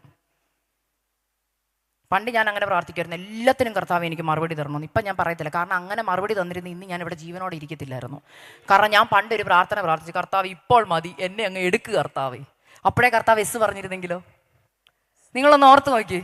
നിങ്ങളൊക്കെ എത്ര പേര് എന്തൊക്കെ പ്രാർത്ഥിച്ചെന്ന് നിങ്ങൾ തന്നെ ഒന്ന് ചിന്തിച്ച് നോക്കിക്കേ ജീവിതത്തിൽ. ഇല്ലേ? എൻ്റെ കർത്താവേ, എനിക്ക് ഈ ചെറുക്കനെ കൊണ്ട് മതിയായി, എനിക്ക് ഈ കുടുംബജീവിതം മതിയായി, ഈ സഭാ ചാർജ്. എൻ്റെ പപ്പ ഒരു പാസ്റ്ററാ കേട്ടോ. എനിക്കതുകൊണ്ട് എല്ലാ ദൈവദാസന്മാരെയും ഭയങ്കര ബഹുമാനമാണ്. അവർ കടന്നു പോകുന്ന പ്രഷർ, അവരുടെ കുടുംബം കടന്നു പോകുന്നത് എനിക്കറിയാം. അതുകൊണ്ട് ഞാൻ പറയാം, എത്രയോ വട്ടം നിങ്ങൾ നിങ്ങളുടെ ഹൃദയത്തിൽ ചിന്തിച്ചിട്ടുണ്ട്, കർത്താവേ എനിക്ക് മതിയായി, ഈ സഭ വിട്ട് എനിക്ക് എങ്ങോട്ടെങ്കിലും പോയാൽ മതിയായി, ഈ മക്കളെ കൊണ്ട് ഞാൻ തോറ്റുപോയി. ഇതൊക്കെ പറയുന്ന അതേപടി പ്രാർത്ഥന അങ്ങ് എത്തിയിരുന്നെങ്കിൽ ഇന്നിവിടെ ഇരിക്കുമായിരുന്നോ? ഇന്ന് ഇതിനകത്ത് ജനസംഖ്യ വളരെ കുറഞ്ഞേനെ. പക്ഷേ പരിശുദ്ധാത്മാവ് ചില പ്രാർത്ഥനകളൊക്കെ എഡിറ്റ് ചെയ്ത് ചിലത് മാത്രം മുകളിലോട്ട് വിട്ടത്, ദൈവത്തിന് പ്രസാദകരമായത് മാത്രം വിട്ടത് കൊണ്ടാ ഇന്ന് നമ്മളൊക്കെ ഇവിടെ ജീവനോടെ ഇരിക്കുന്നത്. പരിശുദ്ധാത്മാവ് നമ്മുടെ ബലഹീനതയിൽ തുണ നിൽക്കുന്നത് അതുകൊണ്ടാ. കാരണം പരിശുദ്ധാത്മാവിന് നമ്മുടെ ബലഹീനത അറിയാം. പലർക്ക് പ്രാർത്ഥിക്കേണ്ടത് എങ്ങനെയെന്ന് അറിയത്തില്ല സത്യത്തിൽ. കാരണം നമ്മൾ പ്രാർത്ഥിക്കുന്ന പല പ്രാർത്ഥനയും ദൈവത്തിന് വിഷമം ഉണ്ടാക്കുന്ന പ്രാർത്ഥനയാ. ആന്റിമാരോട് ചോദിക്കട്ടെ, നിങ്ങളൊക്കെ നല്ലതായിട്ട് കുക്ക് ചെയ്യുന്നവരാ. നിങ്ങളുടെ മക്കൾ എങ്ങാനും വന്ന് പറയാം, മമ്മി എനിക്കൊരു ബിരിയാണി ഉണ്ടാക്കി തരാൻ പറ്റുമോ, മമ്മിക്ക് അറിയാവുമെന്ന് ചോദിക്കും. നിങ്ങൾ പറയാം, ഇന്നലെ അറിയുന്ന സിസി ആൻറ്റി ഭയങ്കര കുക്കായിരുന്നു, ആൻറ്റി നന്നായിട്ട് കേക്കൊക്കെ ബേക്ക് ചെയ്തു, എനിക്ക് നല്ല കേക്കൊക്കെ ഉണ്ടാക്കി തന്നു. അപ്പം ഞാൻ ഓർത്ത് ഇത്രയും എല്ലാ കാര്യവും ഹൈലി ടാലൻറ്റഡ്. അപ്പം ഞാൻ ഓർത്ത് ആൻറ്റിയുടെ പിള്ളേരൊക്കെ എന്ത് ഭാഗ്യമുള്ളവരല്ലേ, നല്ല കേക്കൊക്കെ കഴിക്കാം. അപ്പം ഞാൻ ചോദിക്കട്ടെ, ആൻറ്റിക്ക് കേക്ക് ഉണ്ടാക്കാൻ അറിയാമെന്നുണ്ടെങ്കിൽ ഞാൻ ചോദിക്കാം, ആൻറ്റി വെൽ കുക്ക്ഡാ, അപ്പം അനേകരെ പഠിപ്പിക്കുന്നൊക്കെ ഉണ്ട്, കുക്കിംഗ് ഒക്കെ പഠിപ്പിച്ചിട്ടുണ്ടെന്ന് എന്നോട് പറഞ്ഞു. എങ്ങാനും ഞാൻ ചോദിക്കുക, ആൻറ്റിയുടെ ഇളയ കുഞ്ഞ് വന്നിട്ട് ചോദിക്കുക, കൊച്ചുമോളായിക്കോട്ടെ, ഗ്രാൻഡ്മായ്ക്ക് കേക്ക് ഉണ്ടാക്കാൻ അറിയോ? അപ്പം അമ്മച്ചി പറയാ, അറിയാം. അമ്മച്ചിക്ക് അറിയാമെങ്കിൽ ഒരെണ്ണം ഉണ്ടാക്കി തരാമോ? ഇല്ലെങ്കിൽ ഒരു കാര്യം ചെയ്യാം, അമ്മച്ചിക്ക് അറിയത്തില്ലെങ്കിൽ ഞാൻ പഠിപ്പിച്ചു തരാം. മനസ്സിലായോ? ഞാൻ വേണേൽ യൂട്യൂബിൽ ഒരു ഇതെടുത്ത് കാണിക്കാം, അമ്മച്ചി എനിക്ക് ഇങ്ങനെ ഒരു കേക്ക് ഉണ്ടാക്കി തരാം. അമ്മച്ചി മാസ്റ്ററാ കേക്കിൽ ഇല്ലേ? പക്ഷെ കൊച്ചിൻ്റെ വിചാരം അമ്മച്ചി പ്രായമൊക്കെ ആയതുകൊണ്ട് എന്തില്ലെന്നാ, അമ്മച്ചിക്ക് അറിവില്ലെന്നാ. നമ്മളും ഇങ്ങനെ കർത്താവിൻ്റെ അടുക്ക് ചെന്നിട്ട്, കർത്താവെ അങ്ങേക്ക് അറിയാൻ മേലാഞ്ഞിട്ടാ എൻ്റെ വിഷയം, കർത്താവെ നാളെ എൻ്റെ വീടിൻ്റെ വാടക കൊടുക്കേണ്ടത്, കർത്താവെ അങ്ങേക്ക് അറിയാമോ? കർത്താവിനറിയാവോ? ശരിക്കും നമ്മൾ ചെയ്യുന്ന എന്നറിയാം, നമ്മൾ കർത്താവിനെ പഠിപ്പിക്കുക. ഇപ്പം ഞാൻ ചോദിക്കട്ടെ, കുറേ നേരം അങ്ങനെ പഠിപ്പിക്കുമ്പോൾ അമ്മച്ചി പറയും, മോനെ നീ ഉണ്ടാകുന്നതിന് മുമ്പ്, നിന്റെ അമ്മ ഉണ്ടാവുന്നതിന് മുമ്പ് ഇഷ്ടം പോലെ കേക്ക് ബേക്ക് ചെയ്തയാളാ ഞാൻ. ഈ എന്നെയാ നീ എന്ത് ചെയ്യുന്നേ? ബേക്കിംഗ് ക്ലാസ് പഠിപ്പിക്കുന്നത്. നമ്മളൊക്കെ നമ്മുടെ ജീവിതത്തിൽ നമ്മുടെ മക്കളോട് പറയത്തില്ലേ, നീയൊക്കെ ഉണ്ടാവുന്നതിന് മുമ്പ്. നമ്മൾ എന്ത് പ്രൗഡായിട്ടാണ് പറയുന്നത്, പക്ഷെ നമ്മുടെ പ്രാർത്ഥനാ മുറി നമ്മൾ ദൈവത്തോട് എന്താ പറയുന്നത്? കർത്താവേ നാളെ എനിക്ക് ഇത്ര കോടി രൂപ വേണം. കർത്താവ് പറയും, എനിക്കറിയാം, എനിക്ക് ഒരൊറ്റ വാക്ക് മതി ഇതൊക്കെ ചെയ്യാൻ. പക്ഷെ പലപ്പോഴും പ്രാർത്ഥന എന്തുകൊണ്ട് കേൾക്കുന്നില്ലെന്ന് എന്നോട് ചോദിച്ചാൽ ഞാൻ പറയും, നിങ്ങളുടെ പ്രാർത്ഥനയിൽ സാമ്പത്തികത്തിന്റെ കർത്തൃത്വം കർത്താവിന് കൊടുത്തിട്ടില്ല. ഇവിടെ പത്രോസിന്റെ ജീവിതത്തിൽ ഏത് ഭാഗത്താ കർത്തൃത്വം കൊടുത്തെന്നറിയോ? അവന്റെ ജീവന്റെ കർത്തൃത്വം അവനന്ന് കർത്താവിന് കൊടുത്തു. തോമസ് തന്റെ വിശ്വാസത്തിന്റെ, തന്റെ ആത്മീയ ജീവിതത്തിന്റെ കർത്തൃത്വം കർത്താവിന് കൊടുത്തെങ്കിൽ പത്രോസ് കൊടുത്ത തന്റെ ജീവന്റെ കർത്തൃത്വം. അതുകൊണ്ടാ പണ്ട് ഒരു പെങ്കൊച്ചിന്റെ മുമ്പിൽ യേശുവിനെ തള്ളിപ്പറഞ്ഞ അതേ പത്രോസ് കർത്തൃത്വം കൊടുത്തു കഴിഞ്ഞപ്പോൾ എന്താ സംഭവിച്ചെന്ന് ഞാൻ പറയാം. ഭാവിയിൽ ഹല്ലേലൂയ തന്റെ മരണം പോലും താനാ ചൂസ് ചെയ്തത്. പേടിയില്ലെന്ന് മരിക്കാൻ. കാരണം ജീവന്റെ കർത്തൃത്വം ആരുടെ കൊടുത്തതാ? കർത്താവിന് കൊടുത്തതാ. ഇന്ന് എത്ര പേർക്ക് അങ്ങനെ ഒന്ന് വിശ്വസിക്കാൻ പറ്റും? കർത്താവേ മരണഭയം ഉള്ളവ ചിലരോട് പരിശുദ്ധാത്മാ പറയുക, മരണഭയം. ദൈവമേ, ഈ വിഷയത്തിൽ ഞാൻ മുങ്ങിപ്പോകുക, എനിക്ക് എഴുന്നേക്കാൻ പറ്റുന്നില്ലെന്ന് തോന്നുന്നവരോട് നാളെ ഞാൻ ജീവിച്ചിരിക്കുമോ എന്നുള്ള ഭയം, ഹല്ലേലൂയ, നാളെ എൻ്റെ തലമുറയുടെ ഭാവിയിൽ ഞാൻ ഉണ്ടാകുമോ എന്നുള്ള ഭയമുള്ളവരോട് പരിശുദ്ധാത്മാ പറയാ, കർത്തൃത്വം കർത്താവിനെ ഏൽപ്പിക്കുക. കർത്താവ് പറയുക, ഉടനെ അവൻ കൈ നീട്ടി അവനെ പിടിച്ചു. ഹല്ലേലൂയ. അടുത്തൊരു വ്യക്തിയെ ഞാൻ പെട്ടെന്ന് പരിചയപ്പെടുത്താം, കുഷ്ഠരോഗി. ഹല്ലേലൂയ. ബൈബിളിലെ കുഷ്ഠരോഗി മത്തായി 8:2 ഇങ്ങനെ പറയുന്നു, കർത്താവേ, അങ്ങക്ക് മനസ്സുണ്ടെങ്കിൽ, കഴിയുമെങ്കിൽ എന്നല്ല, മനസ്സുണ്ടെങ്കിൽ നമുക്ക് അങ്ങനെ പ്രാർത്ഥിക്കാം. കർത്താവേ, അങ്ങക്കിടെ ഹിതമുണ്ടെങ്കിൽ എനിക്ക് വേണ്ടി ചെയ്യണം. എൻ്റെ ജീവിതത്തിന്റെ കർത്തൃത്വം നടത്തുന്നവന്, കർത്തൃത്വം നടത്തുന്ന ആൾക്കറിയാം എപ്പോൾ, എങ്ങനെ, ഏത് സമയത്ത് വിടുതൽ തരണമെന്ന്. ഇല്ലേ? നമ്മുടെ തലമുറകളാണോ അവരുടെ വീട്ടിലെ അവരുടെ ഡെയിലി ആക്ടിവിറ്റീസ് നിങ്ങളോടൊന്ന് പറയും. ഇപ്പം എക്സാമ്പിൾ, നമ്മുടെ അമ്മമാർക്കറിയാം നാളെ രാത്രി കിടക്കുമ്പോൾ ഏറ്റവും ടെൻഷനോടുകൂടെ കിടക്കുന്ന അമ്മമാരാ അല്ലേ? ഏറ്റവും വലിയ ടെൻഷൻ എന്താണെന്ന് വെച്ചാൽ, ഞാൻ പറയും നാളെ എന്ത് ലഞ്ച് കൊടുത്തു വിടും, അതാ ഏറ്റവും വലിയ ടെൻഷൻ. നാളെ രാവിലെ എന്ത് ബ്രേക്ക്ഫാസ്റ്റ്. സത്യമോ ദൈവദാസന്മാരെ? അല്ലെങ്കിൽ നിങ്ങൾക്ക് അറിയാൻ മേലഞ്ഞിട്ടാ രാത്രി തിരിഞ്ഞും മറിഞ്ഞും കിടന്നുള്ള ആദ്യത്തെ 1 മണിക്കൂറത്തെ ചിന്ത നാളെ എന്ത് ബ്രേക്ക്ഫാസ്റ്റ്, എന്ത് ലഞ്ച് കൊടുത്തു വിടണം എന്നുള്ളതാണ്. ഇല്ലേ? എല്ലാവരെയും പ്രീതിപ്പെടുത്തണ്ടേ? അല്ലേ? സത്യമാണ്. ആൻറ്റിമാരൊക്കെ ചിരിക്കുന്നുണ്ട്, സത്യമായ കാര്യമാണ്. അപ്പം ഈ കുഞ്ഞ് രാത്രി ഉറക്കത്തിൽ നിങ്ങളെ വിളിച്ചെഴുന്നിരിക്കും, മമ്മി നാളെ രാവിലെ ബ്രേക്ക്ഫാസ്റ്റ് തരുമല്ലോ അല്ലേ? തരാവടാ, പോയി കിടന്നുറങ്ങ്. പിന്നെ വന്നിട്ട് ഉച്ചയ്ക്ക് ലഞ്ച് തരുമല്ലോ അല്ലേ, വൈകിട്ട് ഡിന്നർ തരുമല്ലോ അല്ലേ എന്നൊരു 10 വട്ടം ചോദിച്ചാൽ നിങ്ങളുടെ പ്രിയനോടുള്ള പ്രതികരണം എന്തായിരിക്കും? പോയി കിടന്നുറങ്ങു കൊച്ചേ, എനിക്കറിയാം എല്ലാം റെഡിയാ അല്ലേ? പക്ഷെ നമ്മൾ ഇതുപോലെ കർത്താവിനെ പലപ്പോഴും ഓർപ്പിക്കുന്നത്, കർത്താവേ നാളത്തെ കാര്യം അറിയാമല്ലോ അല്ലേ? കർത്താവ് പറയാ, അതുകൊണ്ടാണ് കർത്താവ് പറഞ്ഞ, നിങ്ങളുടെ സകല ചിന്താകുലങ്ങളും എൻ്റെ മേലിട്, എന്നിട്ട് പോയി കിടന്നുറങ്ങ്. എത്ര നാളായി സമാധാനത്തോടെ ഉറങ്ങിയിട്ട് അല്ലേ? ഇവിടെ ഇരിക്കുന്ന എത്ര പേർക്ക് സന്തോഷത്തോടെ പറയാൻ പറ്റും, ഞാൻ സമാധാനത്തോടെ ഉറങ്ങുന്നു?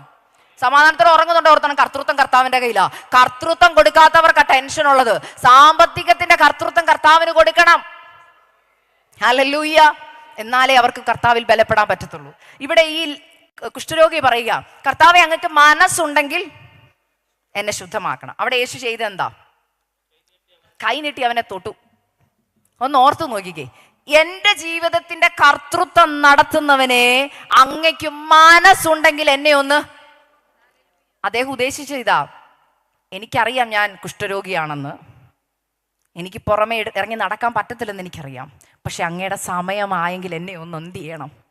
ചില രോഗികളോട് പരിശുദ്ധാത്മാവ് പറയുക, നീ ഇന്ന് കർത്താവിന്റെ സന്നിധി വന്ന് ചോദിക്കുക, കർത്താവെ, വർഷങ്ങളായി ഞാൻ ഈ രോഗമായിട്ട് കൊണ്ട് നടക്കാൻ തുടങ്ങിയിട്ട്, കർത്താവെ, അങ്ങക്ക് മനസ്സുണ്ടോ എന്നെ ഇന്നൊന്ന് സൗഖ്യമാക്കാമോ എന്ന് ചോദിക്കുന്നവരോട് പരിശുദ്ധാത്മാവ് പറയുക, നീ അതിനു മുമ്പ് പ്രാർത്ഥിക്കേണ്ട ഒരു പ്രാർത്ഥനയുണ്ട്. എൻ്റെ ശരീരത്തിന്റെ കർത്തൃത്വം നടത്തുന്നവനെ, അങ്ങക്ക് മനസ്സുണ്ടെങ്കിൽ എന്നെ സൗഖ്യമാക്കണം. പലപ്പോഴും ശരീരത്തിന്റെ കർത്തൃത്വം നിങ്ങൾ തന്നെ പിടിച്ചു വെച്ചേക്കുന്നേ. ഞാൻ എൻ്റെ ജീവിതത്തിലെ പെട്ടെന്നൊരു അനുഭവം പെട്ടെന്ന് പറയാം. ഈ നമ്മുടെ ശരീരത്തിന്റെ കർത്തൃത്വം നമുക്കാന്നുള്ള എൻ്റെ ഉറപ്പെന്നാണെന്നറിയോ? പരിശുദ്ധാത്മാവ് എന്തെങ്കിലും നിയോഗം തന്നാൽ നമ്മൾ ചെയ്യത്തില്ല. ഞാൻ എൻ്റെ 3ാമത്തെ കുഞ്ഞിനെ പ്രഗ്നൻ്റ് ആയിരുന്ന സമയത്ത്, ഞാൻ ടെസ്റ്റിമണിയൊക്കെ കേട്ടവർ കാണുന്നവർ ഞാൻ പെട്ടെന്നൊന്ന് പറയാം, വളരെ ശാരീരികമായ ക്ലേശങ്ങളിൽ കൂടെ കടന്നുപോയി, വളരെ ശ്വാസം മുട്ടല. പക്ഷെ പരിശുദ്ധാത്മാവ് ഈ 3ാമത്തെ കുഞ്ഞിനെ പ്രഗ്നൻ്റ് ആയിരിക്കുന്നതിന് മുമ്പ് പരിശുദ്ധാത്മാവ് എനിക്കൊരു ആലോചന പറഞ്ഞു തന്നായിരുന്നു. ഈ പ്രഗ്നൻസി മറ്റ് 2 പ്രഗ്നൻസി പോലല്ല, ഡിഫറെൻ്റ് ആയിരിക്കും. നീ ദൈവാലോചന അനുസരിച്ച് ഓരോ കാര്യം ചെയ്യാവുള്ളൂ. അതിൽ ആദ്യത്തെ ദൈവാലോചന, നീ ഡോക്ടറുടെ അടുക്ക പോകരുതെന്നായിരുന്നു. അമേരിക്കയിൽ ഡോക്ടറുടെ അടുക്ക പോകാതെ പ്രസവിക്കാൻ ഇച്ചിരി പാടാകട്ടോ, ഒത്തിരി ക്വസ്റ്റ്യൻസ് നമ്മൾ ആൻസർ ചെയ്യേണ്ടി വരും. പക്ഷെ ഞാനത് ദൈവസന്നിധിയിൽ കർത്താവ് പറഞ്ഞതല്ലേ, സമ്മതിച്ചു, പോയില്ല. ഞാൻ ഡെലിവറിക്ക് മാത്രമാണ് ഹോസ്പിറ്റലിൽ പോയത് കേട്ടോ. ഒരു ഡോക്ടേഴ്സ് ചെക്കപ്പ് ഞാൻ ചെയ്തിട്ടില്ല, അൾട്രാസൗണ്ട് ചെയ്തിട്ടില്ല, ഒന്നിനും പോയില്ല. അപ്പോൾ എന്താ സംഭവിച്ചെന്ന് ചോദിച്ചു കഴിഞ്ഞാൽ, 3ാം മാസം തൊട്ട് ഭയങ്കര ശ്വാസം മുട്ടൽ, അതിശക്തമായ ശ്വാസം മുട്ടൽ. പ്രാർത്ഥിച്ചപ്പോൾ പരിശുദ്ധാത്മാവ് അടുത്ത നിയോഗം എനിക്ക് തരിക, നീ ഈ കുഞ്ഞിനെ പ്രസവിക്കുന്നിടം വരെ ഉച്ചവരെ എല്ലാ ദിവസവും ഉപവസിക്കണമെന്ന്. എല്ലാ സ്ത്രീകളോടും ചോദിക്കട്ടെ, പ്രഗ്നൻ്റ് ആയിരിക്കുമ്പോൾ നമ്മളോട് ചുറ്റുമുള്ളവരെല്ലാം പറയുന്നത് എന്താ? ഒരാൾക്കുള്ളതല്ല, 2 പേർക്കുള്ളത് കഴിക്കണം. ഈ 2 പേർക്കുള്ളത് കഴിക്കേണ്ട ആളോട് കർത്താവ് പറയുക, നീ ഇന്ന് തൊട്ട് ഉച്ചവരെ ഒന്നും കഴിക്കണ്ട. ആഹാ. അപ്പൊ എനിക്കൊരു ഡൗട്ട്, ഇത് കർത്താവ് തന്നെ ആണോ? അപ്പോൾ ഞാൻ ദൈവസന്നിധി പറഞ്ഞു, കർത്താവേ എനിക്ക് അങ്ങിൽ വിശ്വാസം ഓക്കെയാ, എന്നാലും തോമസിനെ പോലെ എനിക്ക് എന്തുണ്ട്, ആ വിശ്വാസമുണ്ട്. പക്ഷെ ഞാൻ പറഞ്ഞു, കർത്താവ് എനിക്കറിയാം ഇത് കർത്താവാണ്, പക്ഷേ എനിക്ക് ഒരു ഉറപ്പും കൂടെ തരണം. ഞാൻ പ്രാർത്ഥിച്ചപ്പോൾ എനിക്ക് ഒരു ദിവസം രാത്രി വളരെ ശ്വാസമുട്ടൽ കൂടി എൻ്റെ ദേഹമൊക്കെ അങ്ങ് നീലയ്ക്കാൻ തുടങ്ങി, കൈയൊക്കെ നീലച്ച് തുടങ്ങി. എനിക്ക് പറ്റുന്നില്ല, ഇരിക്കാൻ വയ്യ, നിൽക്കാൻ വയ്യ, കിടക്കാൻ വയ്യ. അപ്പോൾ എൻ്റെ ഹസ്ബൻഡ് എന്നോട് പെട്ടെന്ന് പറഞ്ഞു, എന്താ ചെയ്യേണ്ട, 911 വിളിക്കട്ടെ? ഞാൻ പറഞ്ഞു വേണ്ട, അതെനിക്കറിയാം കർത്താവ് പറഞ്ഞ ഉറപ്പുണ്ട്. അപ്പം ഞാൻ മമ്മിയെ വിളിക്കാൻ തോന്നുന്നു. എൻ്റെ മമ്മി രോഗശാന്തിയിൽ വിശ്വസിക്കുന്ന ഒരാളാണ് കേട്ടോ, ഇന്ന് വരെ മരുന്നെടുത്തിട്ടില്ല കേട്ടോ, ഇന്ന് വരെ മരുന്നെടുത്തിട്ടില്ല. അതുകൊണ്ട് തന്നെ ഞാൻ മമ്മിയെ വിളിച്ച് പ്രാർത്ഥിച്ചു കൊണ്ടിരിക്കും. മമ്മി പെട്ടെന്ന് എന്നോട് പറയും, മോനെ പരിശുദ്ധാത്മാവിനോട് പറയുന്നു, ഈ കുഞ്ഞുണ്ടാവുന്നിടം വരെ നീ ഉച്ചവരെ ദൈവത്തിന് ഉപവസിച്ച് പ്രാർത്ഥിക്കണം. അപ്പോൾ എനിക്ക് രണ്ടുപേരുടെ വാമൊഴിയാൽ ഏത് കാര്യം ഉറപ്പാം. എനിക്ക് ഉറപ്പോടെ ഞാനത് വിശ്വസിച്ചു. എൻ്റെ ശരീരത്തിൻ്റെ കർത്തൃത്വം, ഉദരത്തിൽ കിടക്കുന്ന കുഞ്ഞിൻ്റെ കർത്തൃത്വം അന്ന് കർത്താവിന് കൊടുത്തിട്ട് പറഞ്ഞു, അങ്ങ് പറയുന്നെങ്കിൽ ഞാൻ അനുസരിക്കാം. പക്ഷെ ഒരു കുഴപ്പമുണ്ട്, ഞാൻ പറഞ്ഞതാ, കർത്താവ് പറയുന്നത് അനുസരിക്കുമ്പോൾ നമ്മുടെ വിചാര കാര്യം അങ്ങ് കൂളാണ്. അല്ല, പ്രതികൂലം ശരിക്കും ശത്രു അപ്പുറം എഴുന്നേൽപ്പിക്കും. എനിക്ക് അതുവരെ ഇല്ലാത്ത ലോ ബ്ലഡ് പ്രഷർ, രാവിലെ എഴുന്നേൽക്കുമ്പോൾ തലകറക്കവാ, ഒട്ടും വയ്യ, നേരെ നിൽക്കാൻ വയ്യ. 2 കുഞ്ഞുങ്ങളുടെ കാര്യം ചെയ്യണം, അതിൻ്റെ ഇടയ്ക്ക് ശുശ്രൂഷയുണ്ട്, ഇതെല്ലാം ചെയ്യണം. പക്ഷേ എല്ലാ ദിവസവും രാവിലെ എഴുന്നേൽക്കുമ്പോൾ തല കറങ്ങി ഇങ്ങനെ നിൽക്കാൻ പോലും വയ്യാതെ വരും. എൻ്റെ ഹസ്ബൻഡ് എന്നോട് ചോദിക്കും, എന്തെങ്കിലും ഒന്ന് കഴിക്ക്, ഒരു ബിസ്ക്കറ്റെങ്കിലും കഴിക്ക്. ഞാൻ പറഞ്ഞു, ഇല്ലച്ചാ, കർത്താവ് പറഞ്ഞെങ്കിൽ എനിക്കത് പൂർണ്ണമായിട്ട് അനുസരിക്കണം. ഹല്ലേലൂയ. ദൈവമക്കളെ, ഞാൻ ഷോർട്ടായിട്ട് പറയുക, എന്നും രാവിലെ ഒരു ഗ്ലാസ് വെള്ളമെടുത്ത് ഞാൻ പ്രാർത്ഥിക്കും. അതാണ് എൻ്റെ ഹല്ലേലൂയ ആഹാരം എന്ന് പറയുന്നത്. രാവിലെ എഴുന്നേറ്റ് വെറും വയറ്റിൽ ഒരു ഗ്ലാസ് വെള്ളം എടുത്തിട്ട് പറയും, അപ്പാ അങ്ങ് പറഞ്ഞു ഉപവസിക്കാൻ. ഒരു ആത്മീക മണ്ഡലത്തിലൊരു ഫൈറ്റാണെന്ന് എനിക്കറിയാം. കാരണം വാക്തത്വ സന്തതി എൻ്റെ ഉദരത്തിൽ കിടക്കുന്നത്. എൻ്റെ 2ാമത്തെ കുഞ്ഞിനെ പ്രഗ്നൻ്റ് ആയിരിക്കുന്ന സമയത്ത് കിട്ടിയ വാക്തത്വമായിരുന്നു ഈ 3ാമത്തെ തലമുറ. അപ്പം എനിക്കറിയാം ഇവൻ വാക്തത്വ തലമുറയാണെന്നറിയാം. എല്ലാവരും എന്നോട് ചോദിച്ചു, അൾട്രാസൗണ്ട് ചെയ്യാതെ എങ്ങനെ ഉറപ്പുണ്ടായിരുന്നു ആണാന്ന്? കാരണം 2ാമത്തെ കുഞ്ഞിനെ പ്രഗ്നൻ്റ് ആയിരിക്കും. കർത്താവ് പറഞ്ഞു, ഞാൻ നിനക്ക് 3ാമതൊരു ആൺകുഞ്ഞിനെ തരും, അവൻ്റെ പേര് ഇന്നതാന്ന് വരെ ദൈവാത്മാവ് വെളിപ്പെടുത്തുമ്പോൾ പിന്നെ കർത്താവിനെ ഡൗട്ട് അടിക്കേണ്ട കാര്യമുണ്ടോ? അതുകൊണ്ട് ഞാൻ ഉറപ്പോടെ പറഞ്ഞത് ആൺകുഞ്ഞാന്ന് പേരെഴുതി വെച്ച് ബൈബിളിൽ വിശ്വാസത്താൽ എല്ലാ സ്റ്റെപ്പും ഞാൻ ചെയ്യാൻ തുടങ്ങി. അങ്ങനെ എല്ലാ ദിവസവും പ്രാർത്ഥിച്ചു വെള്ളം കുടിക്കും. ദൈവമക്കളെ, ഡെലിവറിക്ക് ലേബർ റൂമിൽ കയറുമ്പോഴും ഞാൻ ഉപവാസത്തോടു കൂടിയാണ് കുഞ്ഞിനെ പ്രസവിച്ചത്. അതിൻ്റെ ഒരു കാര്യം ഞാൻ പറഞ്ഞുതരാം. എൻ്റെ 1 കിലോ പോലും കൂടിയില്ലായിരുന്നു ഈ പ്രഗ്നൻസിയിൽ. ക്ഷീണിച്ച് വരിക, കാണുന്നവരെല്ലാം ചോദിക്കുക, അക്സ ഒന്നും കഴിക്കുന്നില്ലേ? ഞാൻ കുഴപ്പമില്ല. പക്ഷേ എൻ്റെ ഏറ്റവും വലിയ ടെൻഷൻ ഇതായിരുന്നു, കർത്താവേ എൻ്റെ കുഞ്ഞിന് വെയിറ്റ് ഉണ്ടോ? ഞാൻ വെയിറ്റ് ചെക്ക് ചെയ്യുമ്പോൾ വെയിറ്റ് ഇല്ലാത്ത പോലെ എനിക്ക് പലപ്പോഴും തോന്നിയിട്ടുണ്ട്. എന്നാൽ ഞാൻ ഡെലിവറി കഴിഞ്ഞ് എൻ്റെ കുഞ്ഞിനെ കയ്യിലെടുത്തപ്പോൾ ഡോക്ടർ പറഞ്ഞത്, ഇവന് ഏറ്റവും വലിയ, എൻ്റെ 3 കുഞ്ഞുങ്ങളെക്കാൾ ഇവന് വെയിറ്റ് ഉണ്ടായിരുന്നു. ഇവൻ 3,900 ഉണ്ടായിരുന്നു.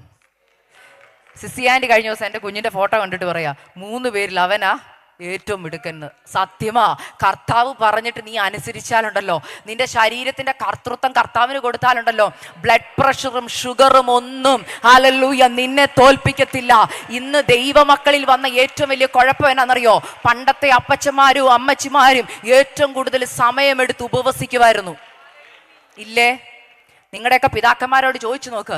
ഹല്ലേലൂയ, ഉപവാസത്താലും പ്രാർത്ഥനയാലും അവരുടെ ജീവിതത്തെ അവർ നയിച്ചിരുന്നത്. എന്നാൽ ഇന്ന് ആരോടെങ്കിലും നിങ്ങളൊന്ന് ഉപവസിക്കാൻ പറഞ്ഞു, അയ്യോ മമ്മാമേ ഉച്ചവരെ ബുദ്ധിമുട്ടാ, ഷുഗറാ, പ്രഷറാ. കാരണം കർത്തൃത്വം ഇപ്പോഴും നിങ്ങളുടെ കയ്യിലാണെന്നതിൻ്റെ ഒരു മാറ്റവും ഇല്ല. അത് കേൾക്കുമ്പോഴേ അറിയാം ആരാ തീരുമാനിക്കുന്നത്?